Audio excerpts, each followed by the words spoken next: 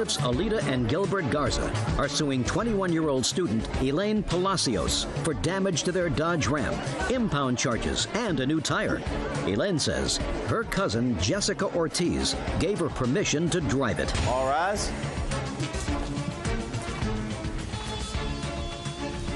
Yeah, this is case number 586 on the calendar in the matter of Garza versus Palacios.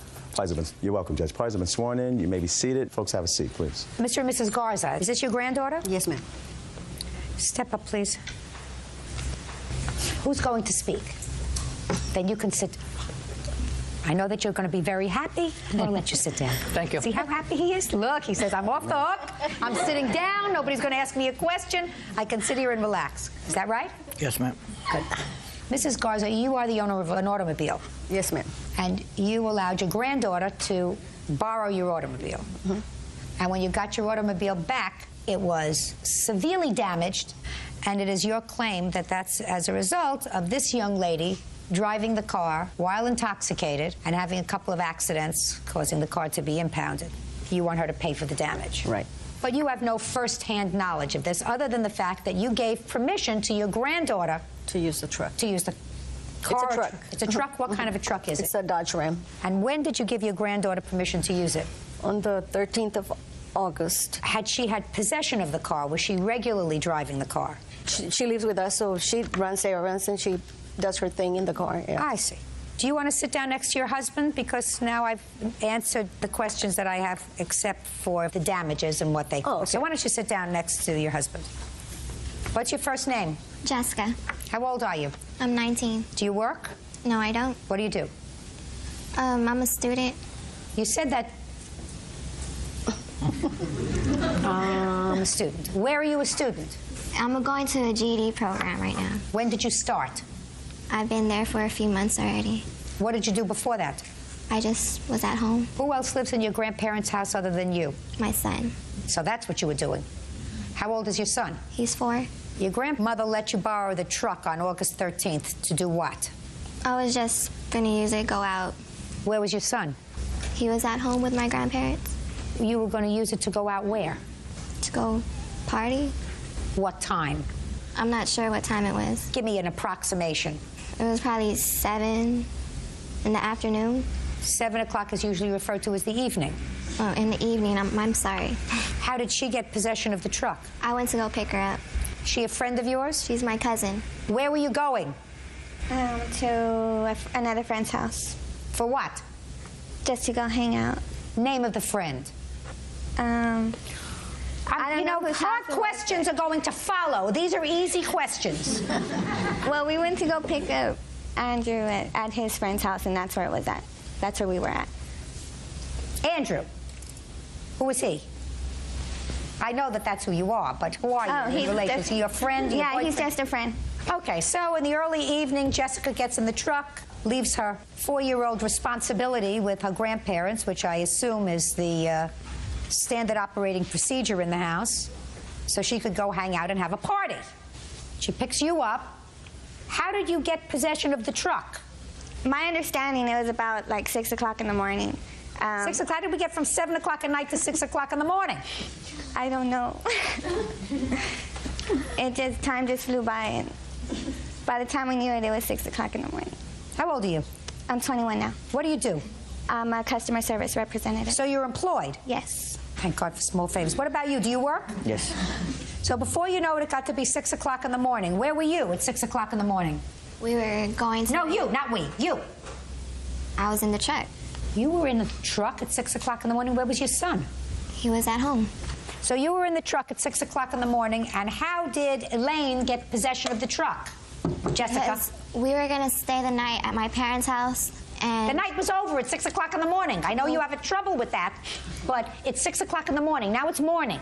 We were going to my parents' house, and they had asked to borrow the car to go to the store, and the store's just down the street from my parents' house, and I let them borrow it. Told them to come back, and... They never came back? They never came back. Is that what happened? That's what happened. Well, when she got out of the truck, who got in the driver's seat? I believe I did. Well, yeah. My understanding, let me put it that way. Because the night, it's a big blur to me. It really is. Then Did you just say the night is a big blur to me? Yes. I don't really remember a lot of what happened. What about you, Andrew? Do you remember what happened? A little bit of it. Well, you want to stand up here and tell me what you remember. After we used the truck, we went to my grandmother's work to pick up some money for gas. What'd you need more gas for? Because I was going to go pick up some clothes from my mom's house. Okay, so you're on your way to your mom's house. You've dropped her off. Two of you who have a marginal recollection of what happened on that morning because you were both what? Intoxicated. What about her? Was she intoxicated? Yes. Is that right? No, ma'am, I wasn't. Had you been drinking? A little bit. The car was in how many accidents that morning? 2. Tell me about them. Who's going to remember to tell me about them? A car had backed up into us at 8-pack. And after that, we had left because the police came. They let us go because it was on private property. And we were heading to my mom's house, and that's what happened when we wrecked. Now, slowly tell me what happened when you were going to your mom's house. Well, when I was going to my mom's house, I went to under the mall where we parked cars. I went on the very bottom, and then there was Who was another. driving? Me. Who was driving when the first accident happened? I was. What was she doing? She couldn't drive. She was drunk. I was. Well, what driving about for her. you? I wasn't as intoxicated as her, but I was just. Yes, he was. Judge Judy continues in a moment. You made a mistake, you had a baby. You visited that on your grandparents. And it would seem to me that what you're supposed to do is make their life as simple as possible, not more complicated. And later today, They're on little mini bikes and skateboards, and I've actually seen them blocking traffic. Who does that? My friends. Is he one of your friends? Yes, ma'am.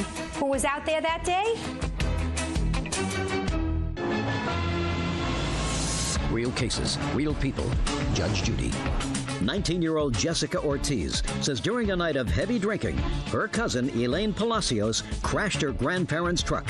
Elaine says Jessica should also be held responsible. When she got out of the car, she was driving. Yes. So she loaned the car to Elaine. Yes.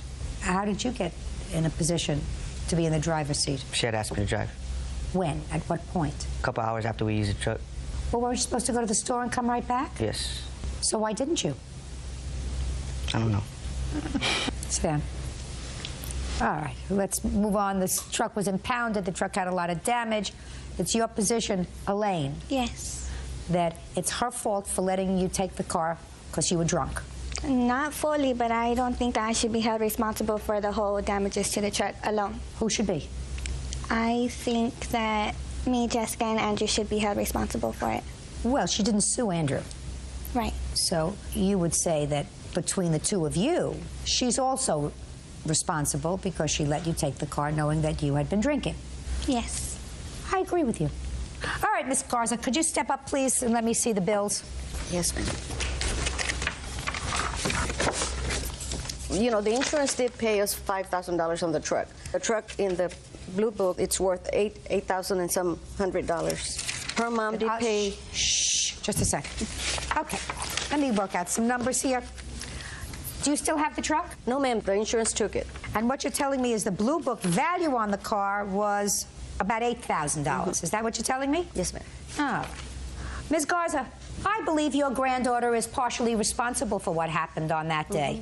I believe she is at least 1/3 responsible, which means that Elaine here would be responsible for $2,000. Now, Elaine is perfectly capable of going to court and suing Andrew for half. I'm not dealing with that now. But your granddaughter exercised very poor judgment. Yes, ma'am. So the case is easy, but I have a couple of questions for Miss Attitude over here. How long had she been living with you with her 4-year-old son? Since before the 4-year-old son. She's lived with me on and off all her life. But there was a period of time she didn't live with you. Right. That's when she became pregnant? Right. When she became pregnant, she moved back in with you before he was born? When he was about 3 months old. Where was she living before that? With her, the father of the baby, but my husband went and got her. Does the father have anything to do with the child? He sees him, but does not support him. So you have two winners. You have two parents who don't support their child, the mother and the father. Right. And this one goes out and parties. Let me tell you something, Jessica. You better grow up. You made a mistake, you had a baby. You visited that on your grandparents, who at a time in their life are supposed to be just enjoying each other and relaxing, have been burdened with a responsibility because of your stupidity. And it would seem to me that what you're supposed to do is make their life as simple as possible, not more complicated. And going out at 7 o'clock at night and coming home 6 o'clock in the morning is not what a responsible mother does. Do I make myself clear? Perfect. Judgment for the plaintiff in the amount of $2,000. That's all. Parties are excused. You may step out. I was going to pay for it, and when it came down to it, the plaintiff wasn't cooperative, so therefore we came here to Judge Judy. The truck had the A-frame was damaged. There was no fixing it. I feel bad because they always bring it up and throw it in my face. We had to go pick it up, and there was whiskey bottles and beer bottles. The police were involved twice, and actually the second time is when we actually got arrested. They could have had an accident and gotten killed, or God only knows, kill somebody else. And now the next case. All parties in the matter of Pender versus Garrison. Step forward, please. Engineer David Pender is suing children's services worker Joan Garrison for the cost of medical bills. David claims Joan's poodle bit his 14-year-old son Edward while he was skateboarding. Mr. Pender, which one of these two boys was bitten by the defendant's dog? My son, Edward Pender. All right, why don't you sit down? How old are you, Edward? 14. Who were you out skateboarding with? My friend Alex Berkemeyer, Mike, and my two friends, Ricky. You always skateboard with them? Yes, ma'am. Were you skateboarding on the sidewalk or in the street? Sidewalk. How many of you were in the sidewalk? One, just me. Why were you on the sidewalk? Is not an answer. It seemed like the right thing to do, Your Honor. It seemed I like don't the right understand what you thing mean. to It do. seemed like the right thing to do. What were you doing on the sidewalk? I was skateboarding. Had you been in the street with your friends? No, ma'am. So what happened when you passed Mrs. Garrison, who was walking with her two dogs who were on leashes? I have my skateboard if you would like me to demonstrate for you, Your Honor. No, I wouldn't. I want you to use your words. I was riding past her, and then I was swinging my left hand. And How were then, you swinging your left hand? like this, moving it back and forth, and then her dog bit me whenever it was about at my hip, Your Honor. Now, were you on a hill? No, ma'am. Now, when you were going down this street, did you see the defendant and her two dogs? It was a while until I saw her. How far away was she from where you were skateboarding? About 5 feet, ma'am. When you first saw her? Yes, ma'am. You mean she just appeared out of nowhere? Or you weren't looking? I wasn't looking, ma'am. And I assume that when you drive down the sidewalk on the skateboard, the reason you do this arm movement is to get more leverage, isn't that right? Yes, ma'am. So you can go faster. So you're going faster, and you're not looking where you're going, right? Yes, ma'am. And when you passed by Miss Garrison, how close did you come to her? About 1 foot. And she had how many dogs with her? 2. How big were they? Probably about this high. So there's you going too fast, not looking where you're going on the skateboard, and Miss Garrison walking with her 2 standard-sized poodles? Correct, Your Honor. How wide is the sidewalk? Probably about 3 feet. That's not very wide. Now, if you had been looking where you were going and weren't going so fast, and if you had seen her walking with her 2 dogs that were on a leash, what would you have done? Probably just kept on going, ma'am. Well, that would have been very stupid of you, Mr. Pender. You think that you frightened her? Yes, ma'am. You have no right to do that. All right, Miss Garrison, now I'm finished with him. Temporarily. Thank you, Your Honor. Because we know what happened. Right, Mr. Pender? Yes, ma'am.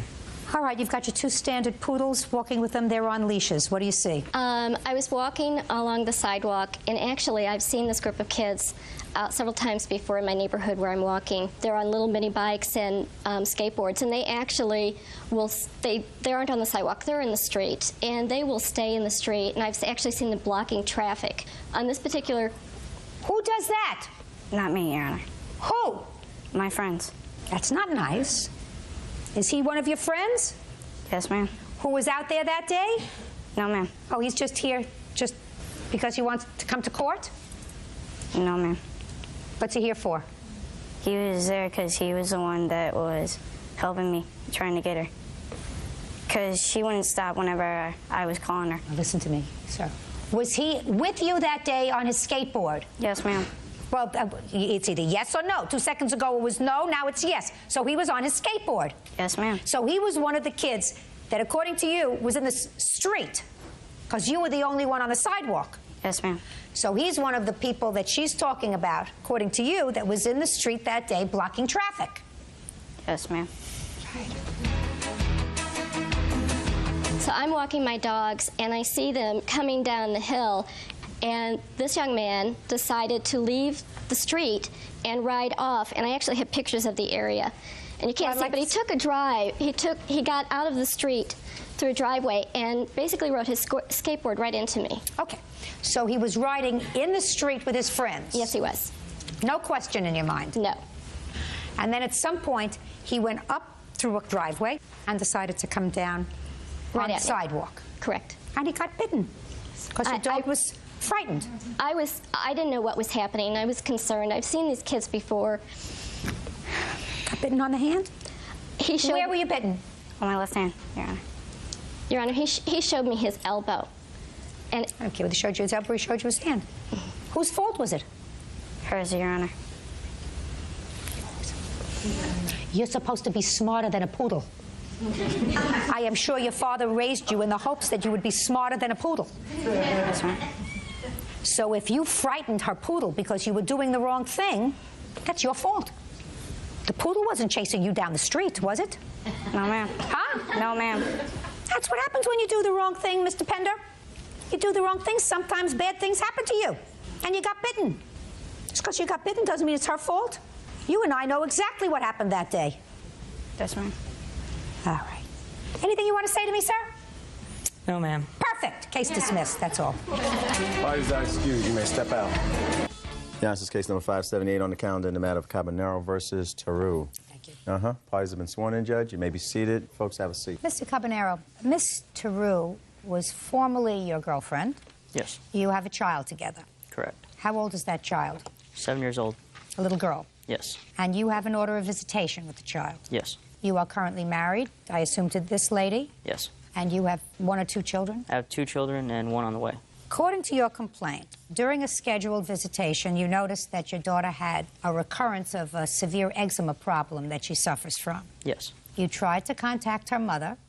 Her mother had turned off her cell phone. So you contacted the child's grandmother, Correct. Miss Taru's mother, and you told her that you were planning on taking the child to the doctor. Yes, ma'am. Then you went to work. That's correct. Miss Taru became upset that you planned to take the child to the doctor. She came to your home when your wife was at home, and according to you, broke your security door. Yes. Miss Taru said you owe her over $4,000 in child support, so what are you complaining about? The child support's getting taken out of my check. My check's getting garnished every week. What is the child support order that you have for your daughter? It's, I believe it's $400 something a month. How much is this child support order? $214. $214 a month. Correct. He does have another child, is the reason that they take more than just my amount out. He has another child with a mother that also garnishes wages out of his check. Is that right? Yes. You got a lot of children, Mr. Cabanero. You must be very rich. With children, yeah. Those are your riches, sir. But sometimes you have to think with this. Do you understand? Yes. Now you can stand up. Your name is Mrs. Cabanero, and you tell me, Mrs. Cabanero, what happened when Miss Taru came to your house? Lena made arrangements with my mother-in-law for the daughter to come over for the weekend on February 11th.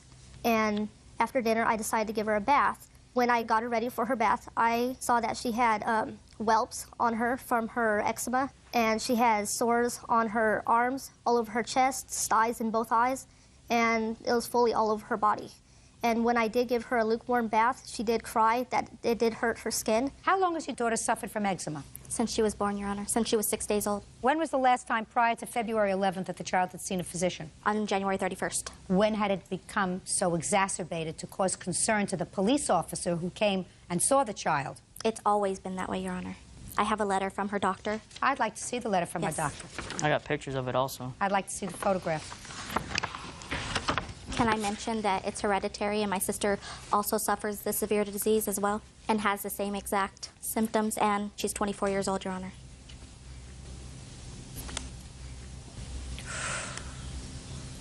And that was just recent pictures. I have a couple of questions for you. Sure. This letter from the doctor, which you furnished me, Correct.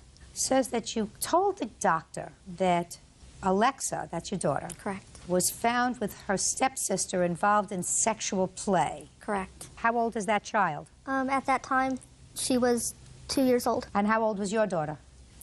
I want to say 5. So they're baby playing. Correct. All right. What I need, because he says that he couldn't get this eczema under control, so he sent you to a dermatologist. Yes. Doctor, I'd like to see a report is when you last took the child to see Dr. I don't have a statement. Well, with when me. prior to February 11th had the child seen Dr. The beginning of January. This is too serious a condition, madam, to wait 6 weeks. No, Your Honor, I have several medications that my daughter is on that I use on a typical basis. Did the police officer who responded that day tell you you better take this child immediately to the doctor? No, she suggested that I take her to the doctor, or she would have, well, yes, actually, yes, you're right, correct. Or that she would call an ambulance and have her You're take absolutely right, because the police officer who responded that day viewed this situation as critical enough to say, unless you guarantee me that you're going to take the child immediately to the She would not doctor, release her. she's taking the child by ambulance to the hospital. Correct. So when did you take the child to the That same day. dermatologist? Oh, I didn't take her to the dermatologist, Your Honor. I took her to the regular doctor because it was a Saturday. When did you take her to the dermatologist? She hasn't been, Your Honor. That's neglect. I have no medical coverage right now, Your Honor. I don't care what you have to do to get enough money to take your child to the dermatologist.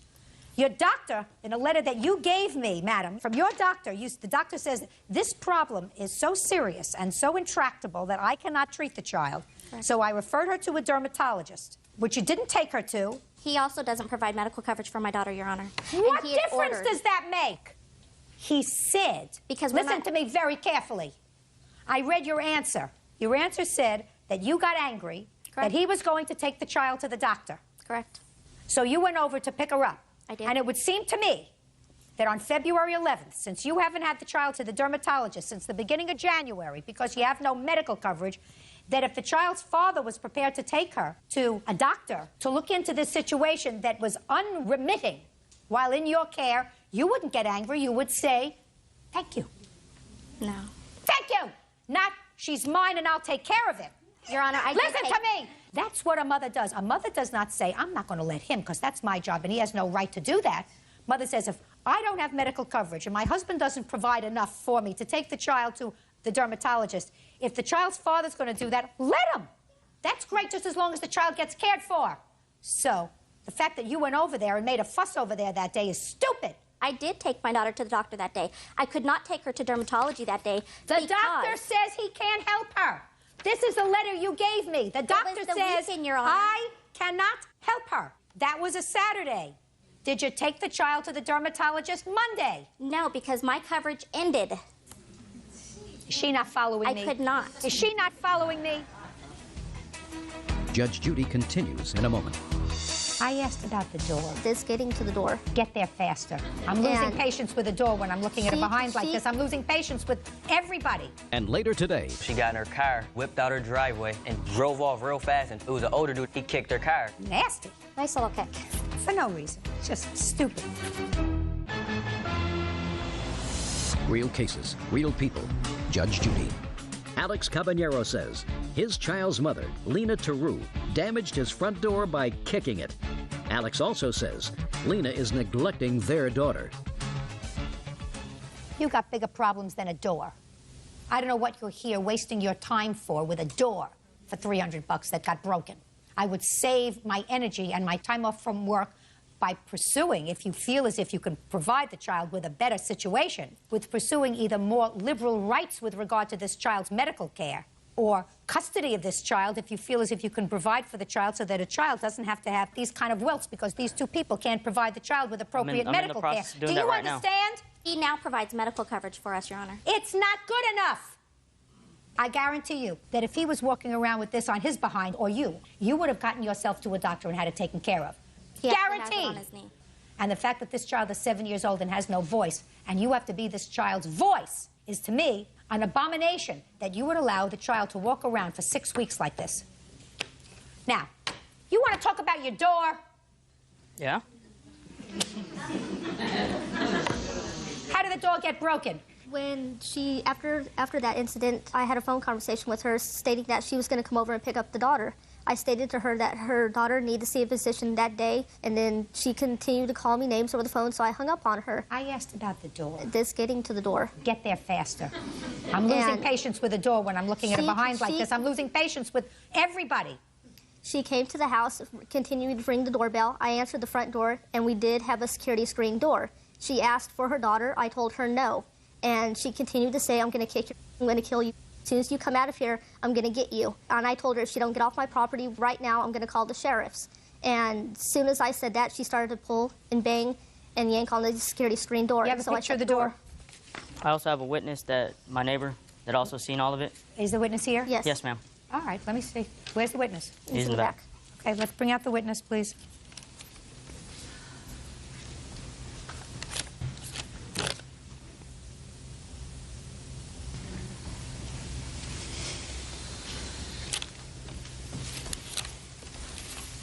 Do you swear to tell the truth in these matters? Yes. State your name for the record, please. Travis Smith. Mr. Smith, are you a neighbor of these people? Yes, I am. All right, I'm going to direct your attention to the 12th of February of 2005. Were you home on that day? Yes, I was. Did you witness an altercation between this defendant and the plaintiff's wife? Yes. Would you tell me what you observed, please? I heard a bunch of yelling and screaming. What did you hear? I heard, open the door, give me my kid, something to that effect. A lot of profanity. By whom? Defendant. At the time, I didn't realize it was actually her that was screaming the profanity. I thought it was the people down the street that were fighting. I came outside, and when I noticed that it was actually coming across the street, I approached her, just trying to figure out what was going on. What did you say to her? Basically, I asked, what's going on? Because I'm new to the neighborhood. I want to, trying to learn my neighbors. And okay, she said, what's going on? And she said? Oh, I'm trying to get my baby. They have my baby, and she won't let me have her. She goes, I have the cops on the way, and I walked her out onto the sidewalk. And I said, well, if the police are on their way, then why don't you stand here, calm down, let the police do their job. Okay. Is that all you saw? Pretty much. Can I mention my side of what he said?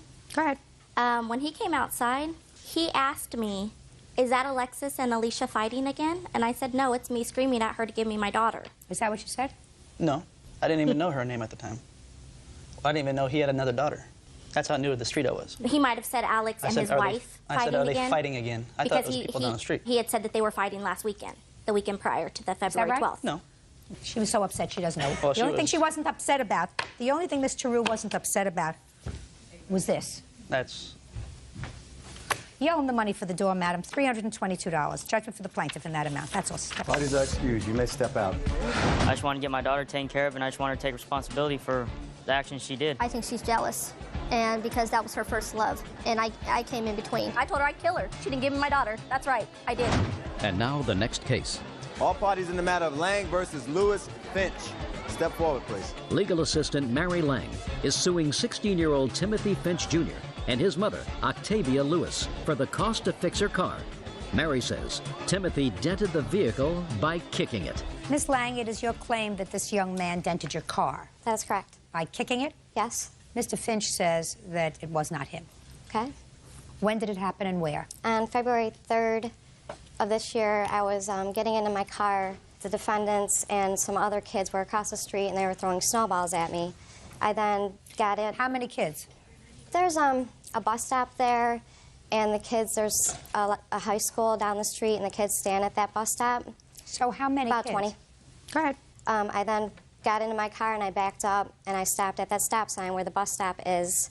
And the defendant was standing at the bus stop, but he was standing out in the road, not exactly on the sidewalk. What specifically about the defendant caused you to remember him? He had a camouflage jacket on. Anyone other than the defendant wearing a camouflage jacket? No, Your Honor. Just one? Yes. Judge Judy continues in a moment.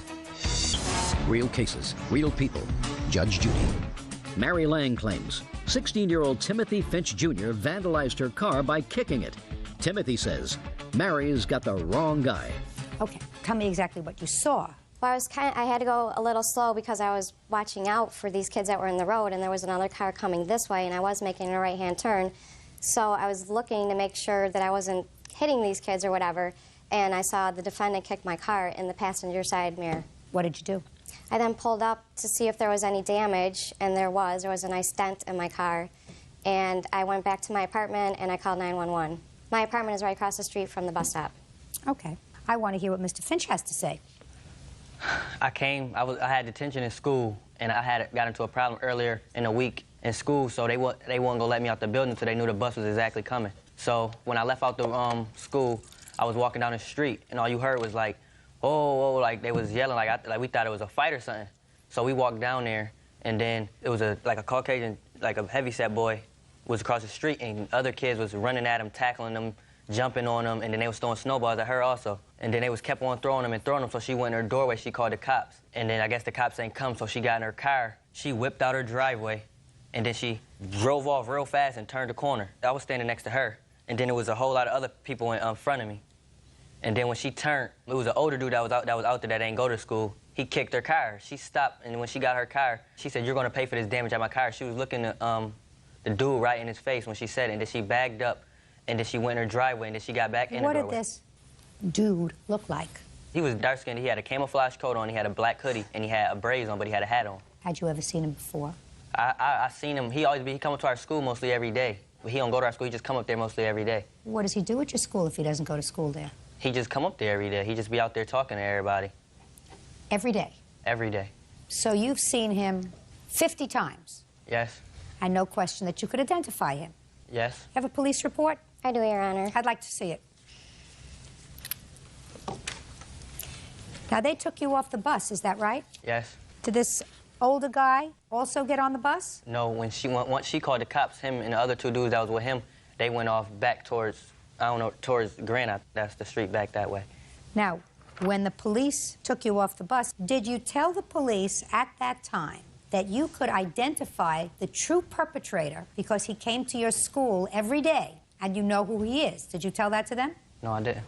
Well, you just told me, and it would seem to me logical, Mr. Finch, that if you had not committed this crime and the police took you off the bus, you would have said, listen, it was this older dude who comes to the school every day, who I know, because I've seen him at least 50 times. I can point him out to you. I would tell that to the police like that. This young lady, step up, whose name is? LaToya. That LaToya, who was standing right next to you, right? That's what you said. Yes. You saw exactly what he saw, right? Yes. You were waiting for him because he got detention? No, I was also in detention. Everybody's in detention. Now, after he got pulled off the bus, were you on the bus with him? Yes. Did you get off the bus? Yes. Did you tell the police that it wasn't him, it was this other guy? He told me about this other guy who did it. Yes, I told them when they were on the bus. You told that to the police? When they were on the bus, we pointed to people, the two boys that actually did it, to her car, but they didn't take them. They took him and another boy. Are you telling me that you told the police that it was boys on the bus who caused the dent to her car? Yes. Sit down. He says they had walked away already. Okay. Can I see pictures of the car, please?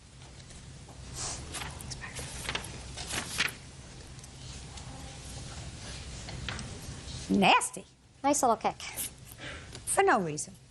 Just because they're being stupid. Judgment for the plaintiff in the amount of $1,500. That's all. Step out. Parties are excused. You may step out. This is case number 420 on the calendar in the matter of Tumber versus Sotanko. Parties have been sworn in, Your Honor. You may be seated. Sir, have a seat. Mr. Tumber, this is your former wife and her present husband. And the two of you have been divorced for some time. You have a 17-year-old son. I assume that that is this young man over here. That's is that correct. right? According to the complaint that I've read, recently, after your divorce and after your former wife was remarried, she ran into some financial difficulty and called you and asked you for a loan. You obliged. According to you, advanced her some money, I think $750. That's correct. You want the money back. Correct. And in addition, your former wife and her husband purchased a car for your son. Correct. And you invested some money in that car in repairing it. Correct. Then you decided to buy your son a newer car. And according to you, there was an understanding that they would reimburse you when they sold the old car for the money that you had invested in it so that you could sort of put it towards the new car that you were buying for him. Correct. They sold the car, and they didn't give you the money that you had invested in it. Correct. So you also want that money. Correct. Okay. When did your former wife call you for this initial loan? It was around the beginning of this year, but around January. What happened? You ran into some 2004. financial difficulty? The financial difficulty wasn't about me necessarily. It was regarding my son and expenses that we had with the car, with medical, and with a phone bill. What do you mean the car? What kind of expenses? Okay, the car that we purchased for my son was a car that we knew. I don't care what you knew. You had expenses because you had to have it fixed? Yes. And how much did you need to have the car fixed? There were different parts that we needed to buy. My husband did the repairs. So you spent some of the money that he gave you to fix the car. Correct. How much? The total that we spent on the repairs, just the parts alone of the receipts I could find, yes, was $224.03. $224 to fix the car. For the parts. Fine. I don't care what your husband's labor was. That's not important to me. What else did you need money for? My son had a cell bill. Who bought him a cell phone? I did. So why was it your former husband's responsibility? It wasn't, except for my son went over the minutes, and he did this more than one occasion. Did your former wife tell you, Mrs. Satango, tell you that this money she was asking you for was for your son? No, Your Honor, she What did didn't. she tell you? It was for mortgages on the home that she was in arrears of. Were you in arrears on your mortgage? I was never in arrears on my mortgage. Did you tell him that you needed money to pay your mortgage? I told him that I couldn't pay the mortgage and everything else, that my son's cell bill was so much money, my son's medical bills that the insurance didn't cover was so much money. You pay child support, sir? Yes, ma'am, I do. How much do you pay? Just shy of $600 a month, I believe. Okay. How much money did you Your give? Honor, that's not true. How much does he give you? $370 a month. How do you account for the discrepancy, Mr. Tumber? I'm not sure how much I pay, to be honest with you, Your Honor. So why don't you say, I'm not sure? I don't know is something Yeah, that a man can say. I don't know. 3 little words. I don't know. Don't know. Correct, thank you. Well, you should know how much child support you pay. Do you pay it pursuant to income deduction order? Or Yes. So it comes right out of your pay? Right out of my check, yes. Mm-hmm. So it's not 600, it's 370 a month, according to you. Is that what you receive, or do you receive more if there is some in arrears? $370 a month, Your Honor. Period? Period. Okay, fine. How much money did you loan to her, sir? $750. Oh, that's not true, Your Honor. Show me. Your Honor, I'd like to You have a submit. check? Yes. Let me see it, Canceled checks with her signature on them.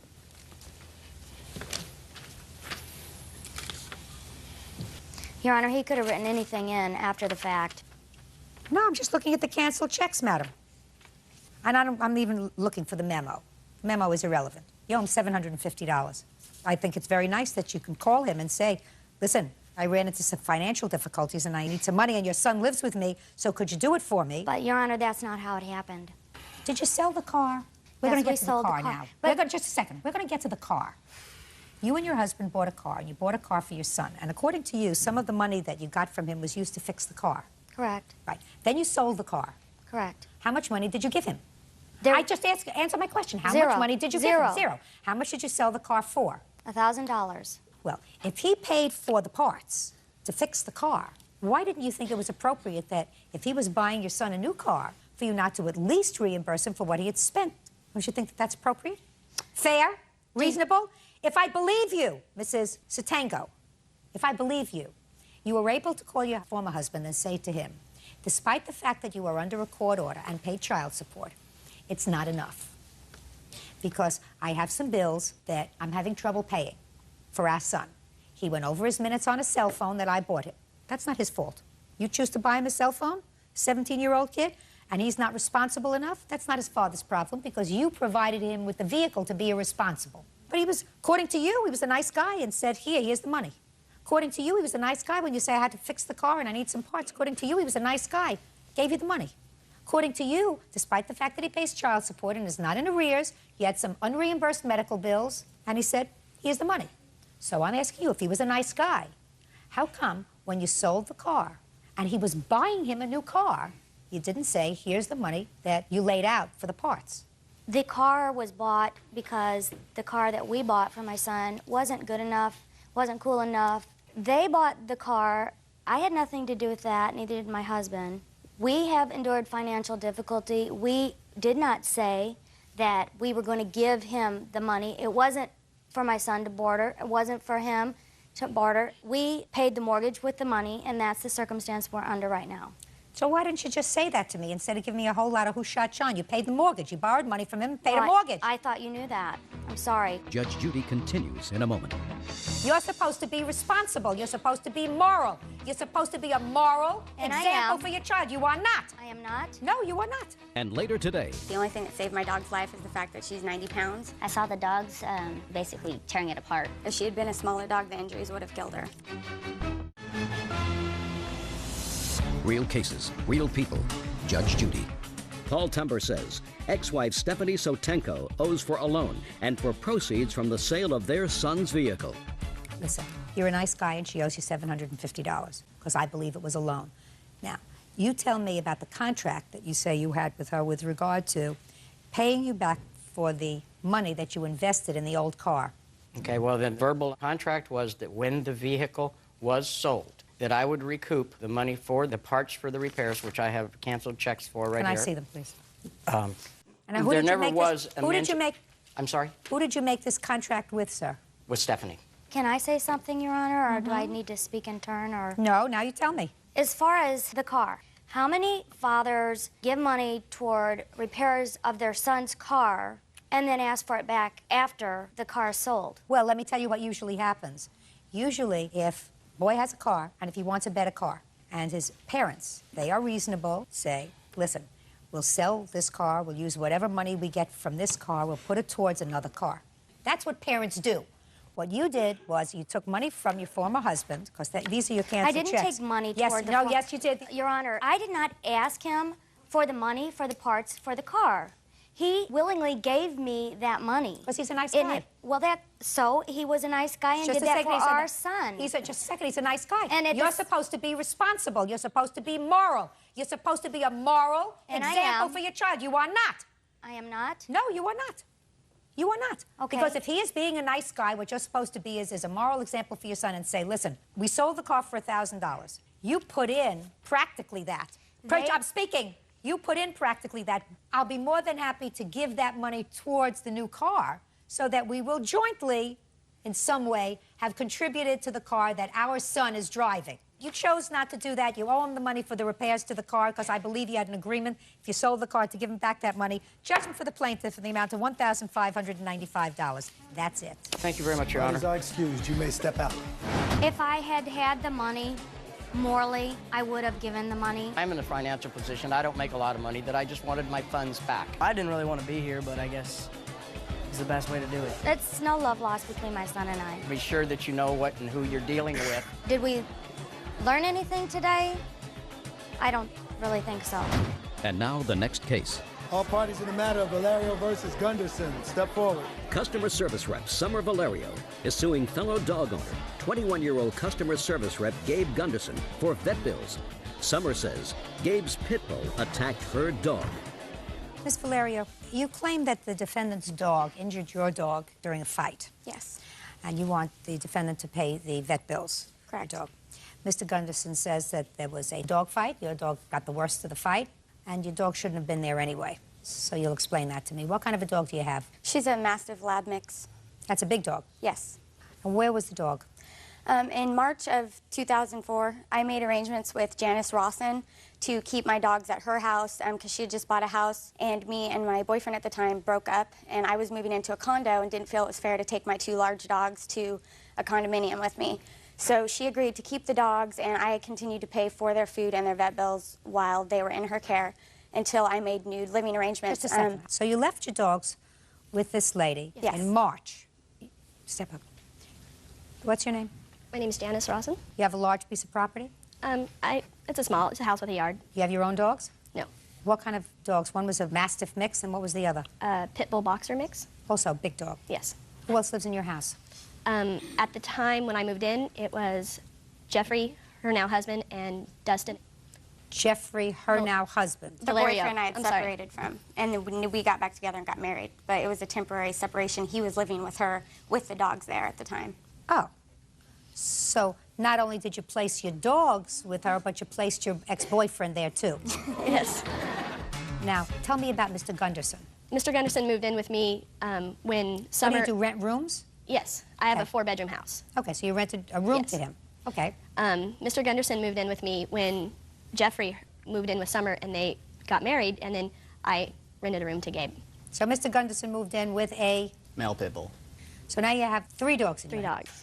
Is that the dog that injured her dog? No, that's a separate dog. Well, where did the separate dog come from? We went on vacation to San Diego. We were told by Who's Jeffrey. we? Me, Janice, a different group of friends of ours. We were told by Jeffrey before we left on a certain date the dogs would be gone. We get back from San Diego. I pick up the dog who got Picked up what dog? The dog that's the reason why we're here, the one that attacked her dog. Or You got mean a into fight second with dog? us. You picked The up a second dog. Right. Picked that dog up. I got home, found out that Jeff and Summer did not live up to their end of the bargain as far as taking those dogs back like we were told. Your Honor. Well, why did you need a second dog? I asked Janice, I wanted a female so I can breed. I asked Janice, she said that'd be fine. Is that right? Yes, but the condition was that he could only get the second dog when her dogs were gone, and it wasn't an exact date of when they were going to take the dogs back. It was a hopeful date. So he should have made sure that the dogs were gone before he actually picked up the pit bull. Well, he didn't. So on what date did you pick up the pit bull? October 9th. And what date was this fight that caused the injury to Miss Valerio's dog? On the 28th, same month. So why didn't you tell me you had to get rid of the dog? Well, I like dogs, and it's not, you know, and the family who had the dog before couldn't keep the dog, and so it didn't really have anywhere to go back to except for the pound, and I didn't want to see that happen, so... Okay, so you allowed him to keep the dog there. Fine. Yes. Now tell me about the fight. My other witness here is the one that broke up the dog fight and basically saved my dog's life. Is that right? Yes. Good. Between the 9th of October and the day that this happened, did you visit your dogs? Yes, and I actually, a couple weekends prior, had taken Justice to my house for the weekend. I would take her sometimes for 3 or 4 days at a time. So you knew he had both dogs there? Yes, but I did not know that that dog had a history of being aggressive. He, on the other hand, did. Were you home when Miss Valerio's dog was injured? No, no. You were? Step up. Tell me your name. Miss Rosen, you may sit down. Noelle Cook. I'll hear you. Okay. I was at home, and I just heard the dogs fighting in the backyard, and I went to look over the fence, and I saw the dogs, his female and kind of his male. His male kept coming in and out of the fight. They had her dog pinned on the ground and basically tearing it apart. And I have pictures, Your Honor. I'd like to see it. And also her vet bills and her medical records. I'd like to see the pictures first. Saved my dog's life is the fact that she's 90 pounds. If she had been a smaller dog, the injuries would have killed her. Mr. Gunderson, you understand, sir, that sometimes pit bulls have been known to be aggressive dogs. Is that right? Yes. How did you find out about the dog? They lived actually across the street from a friend of mine. I've seen them before. Saw an ad in the paper. I called them, found out that it was the same people. So I've talked to them. I've seen the dog before, been around the dog before. It wasn't a big issue. Did they have children? They have one kid, yes. And they felt that the dog was not appropriate to live with it? Well, they have 2 other dogs. Look at me. They have 2 other dogs. They felt that the dog was not appropriate to live with them. Otherwise, what reason do you have to get rid of a dog? Yeah, well... If you have other dogs. It's not an allergy. Is that right? Mm-hmm. Mr. Gunderson, pay careful attention. I'm very smart. This dog, you knew that the dog had had some problems. Is that right? Right. Who do you think is responsible, therefore, for a dog that has had certain problems in the past when the dog attacks again? The owner of that dog. That's you. Mm-hmm. You were aware of the dog's previous problems with the prior owner. Why you would choose to take a dog that had had problems, I don't know. And why you would choose to breed a dog that had prior problems, I for sure don't know. You have an answer to either of those questions? I knew about the situation. I explained to Janice before I even got the dog. I'm not talking about Janice. I'm asking you why you would choose to take a dog that had problems. Because it had nowhere to go, so I took it.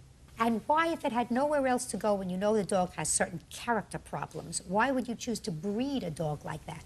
It's one fight. I didn't think it'd be a big deal, to be honest. Well, I've now you know better, right? Yeah, yeah. Good. Now I'll see the vet bills. That was easy. Your Honor, each page is an individual invoice. The total actually came to what I wrote on the front. And she had to be kept in the hospital for 7 days. Do you understand, sir? We all make certain choices when we get a pet. What you're supposed to do is you're supposed to choose a pet that doesn't have violent propensities. You chose a pet that you knew had had problems enough so that a prior owner was looking to get rid of it. You took it. Not only did you take it, but you made a choice, because one of the reasons that you told me you chose to take this dog is because you wanted to breed it, to propagate whatever character flaws that this dog had. That is stupid. Very stupid. It's going to cost you $2,455.50. That's all. Step out. Thank you, Your Honor. Parties are excused. You may step out. Your Honor, this is case number 472 on the calendar in the matter of Weaver versus Wisner. Parties have been sworn in, Judge. You may be seated. Mr. and Mrs. Weaver, according to your complaint, you hired the defendant to perform your wedding ceremony, and you paid her $150? Yes. And Ms. Wisner didn't come to the ceremony. She came about an hour late after you called her. She gave you your money back, $150, and did what she had to do because somebody else had performed the ceremony, so she signed the marriage certificate. She apologized, she gave you back your money, and now you want tons of money for your aggravation. You don't want tons. Well, you paid her $150 and you're suing her for $1,000. Yep. First of all, she didn't apologize. Well, she apologized by giving you back your money. That doesn't make up for keeping a room full of people waiting. I mean, when it's your wedding day, that's the last thing you think of is that your preacher's not going to show up. Terrible. Yep. And then she sits in an 8x8 room waiting for her to come in. It just... Mr. Weaver, I'm going to let you do the entire thing.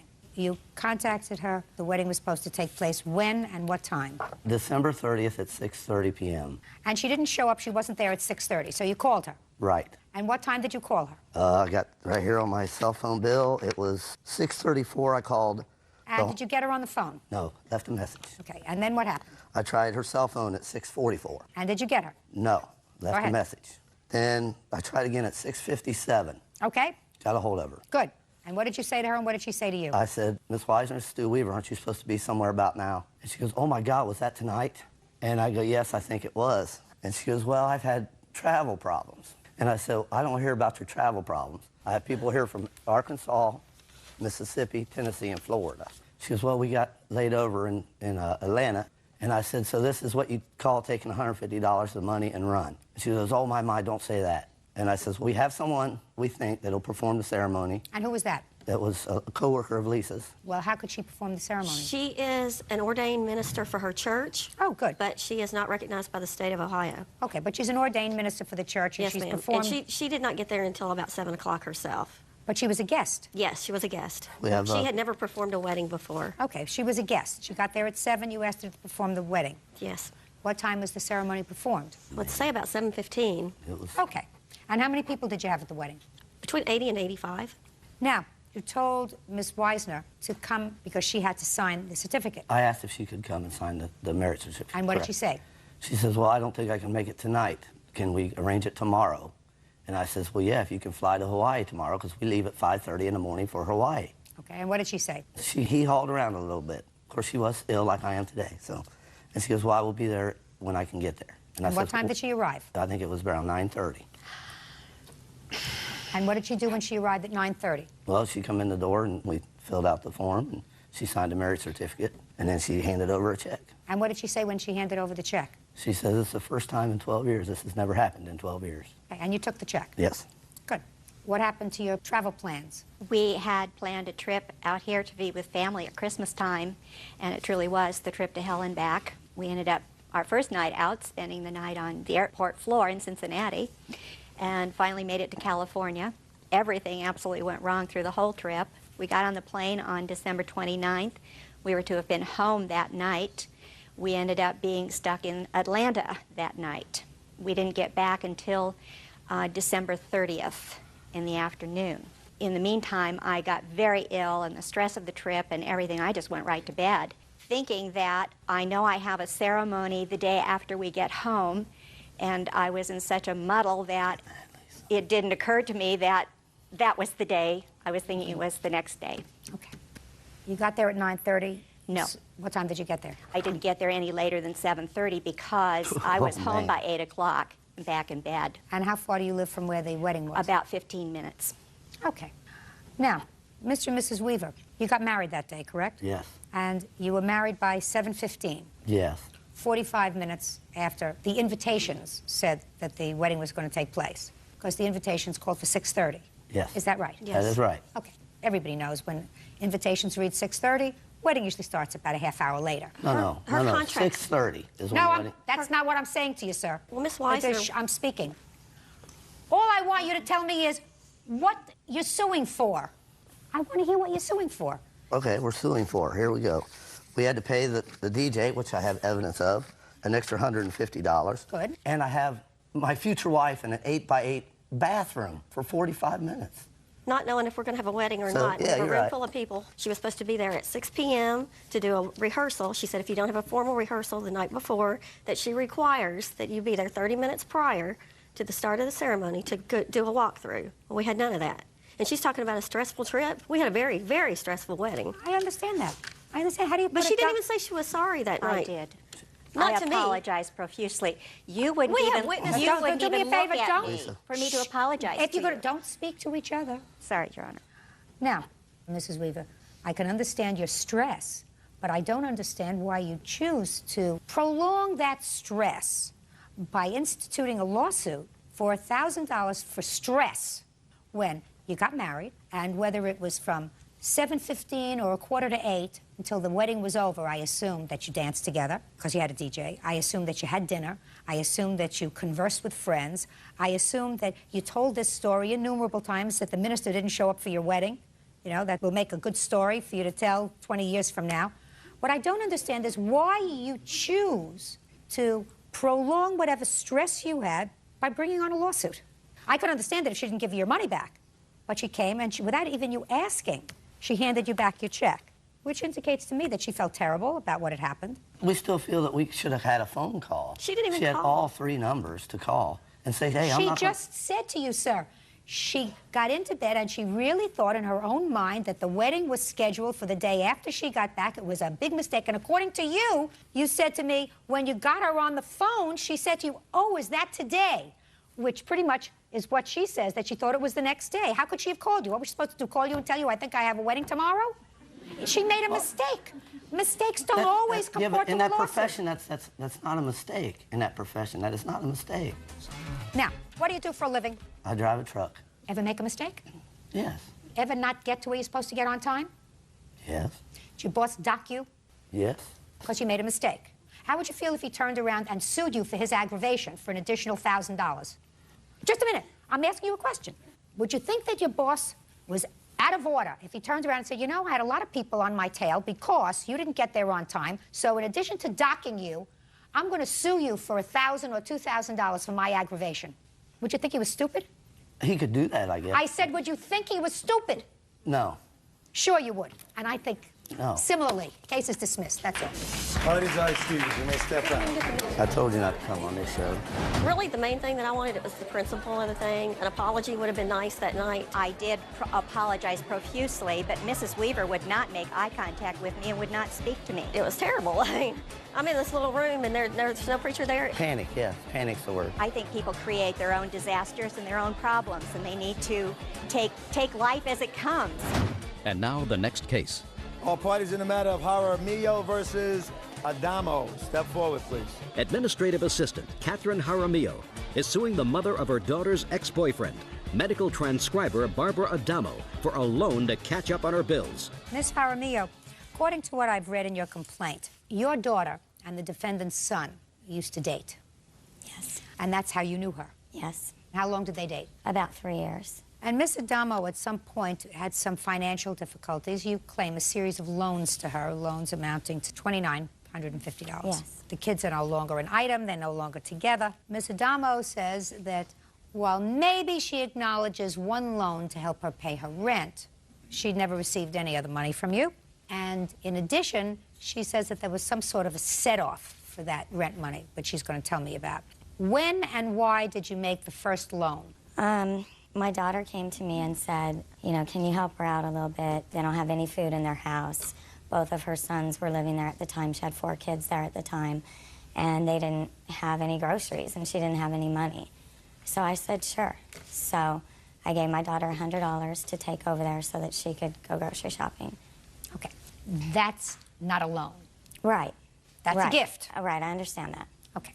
Did she call you and thank you? Yes, she did. Tell me about that conversation. She just said that she was always out of money, that she was having to go to check cashing places and get payday advances, that no one had ever really sat down and taught her how to pay her bills or how to budget her money. And I told her that I could help her do that because I, too, am a single mom with 3 kids. So we sat down and we wrote down everything she owed, all of her regular monthly bills, a few outstanding debts that she had, how much she made, how much she was capable of making, because if she works more, she can make more. And what kind of work were you doing, Ms. Adamo? I do medical transcription. You are an independent contractor? No. I work at a hospital, but I have incentive. Anything over 1,000 lines a day, we get an additional 7.5 cents per line. So you sat down with her. Do you remember when that was? It was in November. It was in December of 2003. Okay. Go ahead.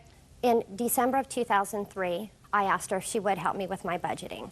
So she said, yes, I will help you because she's really good with money. And so I went to her house, and we sat down and we put all the bills on the table, and we went through the whole thing. And she said to me, tomorrow I'm going to go and get a money order for $1,350, and you're going to take it and pay your rent with it. And I said, wait, Kathy, I don't know when I can pay back $1,350. Well, your rent was due. How were you going to pay your rent? I didn't know at that point. Well, you had to, just Miss Adamo, you had to pay your rent. Right. So she gave me the money order for $1,350 a day later. Yeah. Okay. And what arrangements did you make to pay her back? We had no arrangements at that point. She said we'd talk about it after the holidays. That's what she said to me. Just a second. You mean she said we would talk about how you were going to pay her back after the holidays? After the holidays. So it was a loan? Yes. Oh, it was a loan, yes. Okay. Yes, I wasn't clear on that. No, it was a loan. Fine. Judge Judy continues in a moment. Well, you must have a bank statement if you say you withdrew money. I didn't ever think that I would need them. Well, you need them when you come to court. Right. That's a no-brainer. Real cases, real people. Judge Judy. Catherine Jaramillo says former friend Barbara Adamo owes for a loan to pay bills. Now, did the plaintiff's daughter give you $100 for groceries? Yes, she did. When? Probably in November. That was before the $1,350. Now, when was the second amount of money that you gave her? The same day as the money order. I had my daughter go down to the bank and get the cash out. For what? Because when we sat down and we wrote down all of her bills, everything that she owed, I told her that I could loan her the money to pay all of this off so that she could start fresh. And she said that every year she got a really big tax check and that it would be February, March, and that she would be able to pay me back all of this. I completely wiped out all of her debt. She's never disputed that she's owed me this money until today. Just a minute. How much did you give her in addition to the $1,350? I gave her $600. Is that right, Miss Adamo? That's not right. How much did she give you? The only cash she ever gave me was the $100 in November, and then I received a money order for $1,350. I never, ever received any more cash after that point, ever. Okay. Let us assume for the moment, just other than the $1,350 and what you claim is a $600 cash loan, is there any other money that you loaned her? Yes, I gave her $600 right before Christmas because they didn't have a tree. She wasn't going to be able to get the kids anything. Do you have any proof of that? No, I do not. Well, you must have a bank statement if you say you withdrew money. We no longer have those. I didn't ever think that I would need them. Well, you need them when you come to court. Right. And you knew you were coming. Shh, listen to me. And you knew you were coming to court. Right. So it's very easy to call the bank and say, get me a duplicate statement. Right? Right. That's a no-brainer. Okay. $1,350. Let's go. Okay. And then my son graduated from boot camp, and I took Andy and her daughter, which she was supposed to reimburse me for that trip, which I have plane tickets and stuff, and that was supposed to come off the $1,350 that I owed her. And all of this was verbal. We never wrote anything down because we were friends at the time. I was very grateful for what she had done for me. So you should have paid her back. Yes. And you still should pay her back. Well, I did. You explain to me how you paid her back, and give me the whole story. You were going to visit your son. Yes. And at that time, your son and her daughter were an item. Correct. And your son wanted you to bring his girlfriend. Actually, look, your son wanted you to bring his girlfriend. Yes, he wanted to see her. Right. And she said, let me just speculate. She said, she's not going. I don't have the money for her to go. No, that's not what she said. As a matter of fact, I asked the daughter not to go because at that point I thought I was only going to have 5 hours to spend with my son because right after graduation he was being sent to Florida. According to your answer, madam, you said, I spoke to Kathy and she said she wasn't willing to pay for the expenses for Andy and her friend. That's what you swore to in your answer. Right. So we were supposed to take it out of the $1,350. She wasn't supposed to give me the money. That's what we did. That's what we agreed upon. Go ahead. That is simply not true. My daughter was going to go see her boyfriend graduate. I paid for the trip. That was her birthday present for me. She bought the tickets online. I went over there and took her the cash for the tickets. Well, I paid for her you, trip, plus I gave her money to spend while she was there. Let me ask you this question. Why would you give her money if she owed you all this money? Because she wouldn't have the money to buy the tickets, and I wanted my daughter to go. She wanted to go. She did not want my daughter to go. I didn't want her to go because of the fact that we only had a couple hours. So I asked her, let me just spend those few hours with my son. I've only got 5 hours with him. She threw such a fit. And Andy did. Her daughter threw such a fit. Her daughter did. And what about your son? My son understood that I only had the 5 hours at that point. At first, he did want her to go. Listen to me. Your son wanted his girlfriend there. Of course he did. Your son wanted his girlfriend. Of course It's he very did. nice to see his mother. Absolutely. Mother, I want to see my girlfriend. Right. If my mother brings my girlfriend, I'd be happy to see my mother. But put your hand down. But if I had to choose, you said my girlfriend, and you can write me a long letter. All right, you owe her $1,350. That's what I'm satisfied she gave you as far as a loan is concerned. As far as the rest of the cash that you gave her, I'm not comfortable with awarding her that cash because you had the opportunity to have proof here before me that you did, in fact, at least take the money out of the bank. You chose, that was a conscious choice not to do that. And I don't believe that there was any sort of a set-off for these plane tickets. Judgment for the plaintiff in the amount of $1,350. That's all. Parties are excused. You may step out. This is case number 470 on the calendar in the matter of Terrietta versus Coleman. Parties have been sworn in, Judge. You may be seated. Gentlemen, have a seat. Miss Terrietta, this is your mom. Yes. And you're suing her for a couple of things. First, you were living with her and her boyfriend. I assume this is the boyfriend? Yes, it is. For a while. You and your husband? Yes. And children? My baby. Your my baby? 6-month-old One son. child. And there was some sort of a disagreement, a dispute. You left the house and you claim that your mother still has some of your property. Yes. That's one. Number two, you claim that your mother falsely reported to the police that you had stolen a credit card from her. Correct. And you were arrested. Yes. Your mom says that she has none of your property, and I don't understand her defense with regard to the credit card. Is what you're saying, Ms. Coleman, that you didn't call the police, but your boyfriend called the police? Exactly. Okay. Now, when did you and your husband and baby move in with your mother? April 2004. Why? My mom didn't raise me. My father raised me from when I was 3 and my brother was 1 in New York. And I talked to my mom maybe 3 or 4 times a year for my whole life. She asked us to come there and come visit her, so I brought my son and we came to visit. I visited for about a month, and she said, why don't you come here with... Well, what was your husband doing when you were visiting for He a was month? still at work in North Carolina, where I'm from. Okay, go ahead. And then we were there for about a month, and John had come to visit 2 weekends, and she said, you should come here, save up all of your money, live with us, and you can save up enough money and get a house and come live here. So we did. Where is here? To Cincinnati, Ohio. Okay. And things were pretty normal and good for a little while. Did your husband find a job? Yes, he did. Okay. And I got a job at the end of August.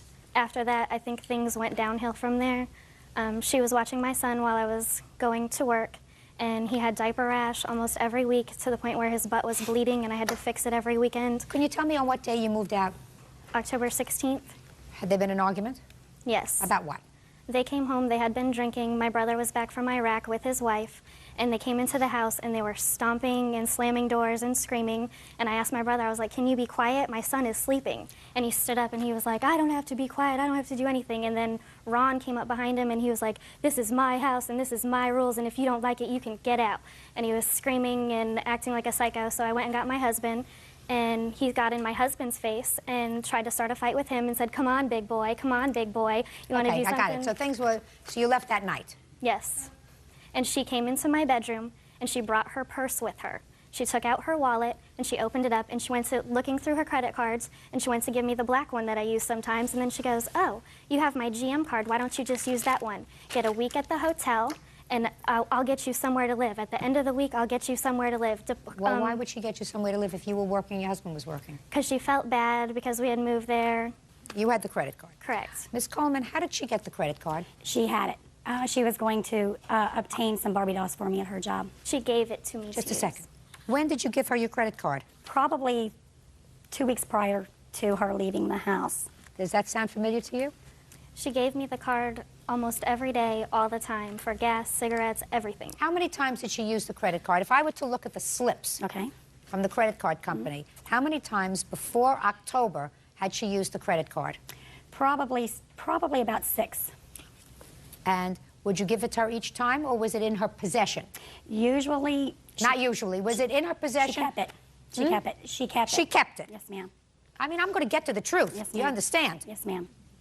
Now, I would like to see the police report that was filled out with regard to the credit card.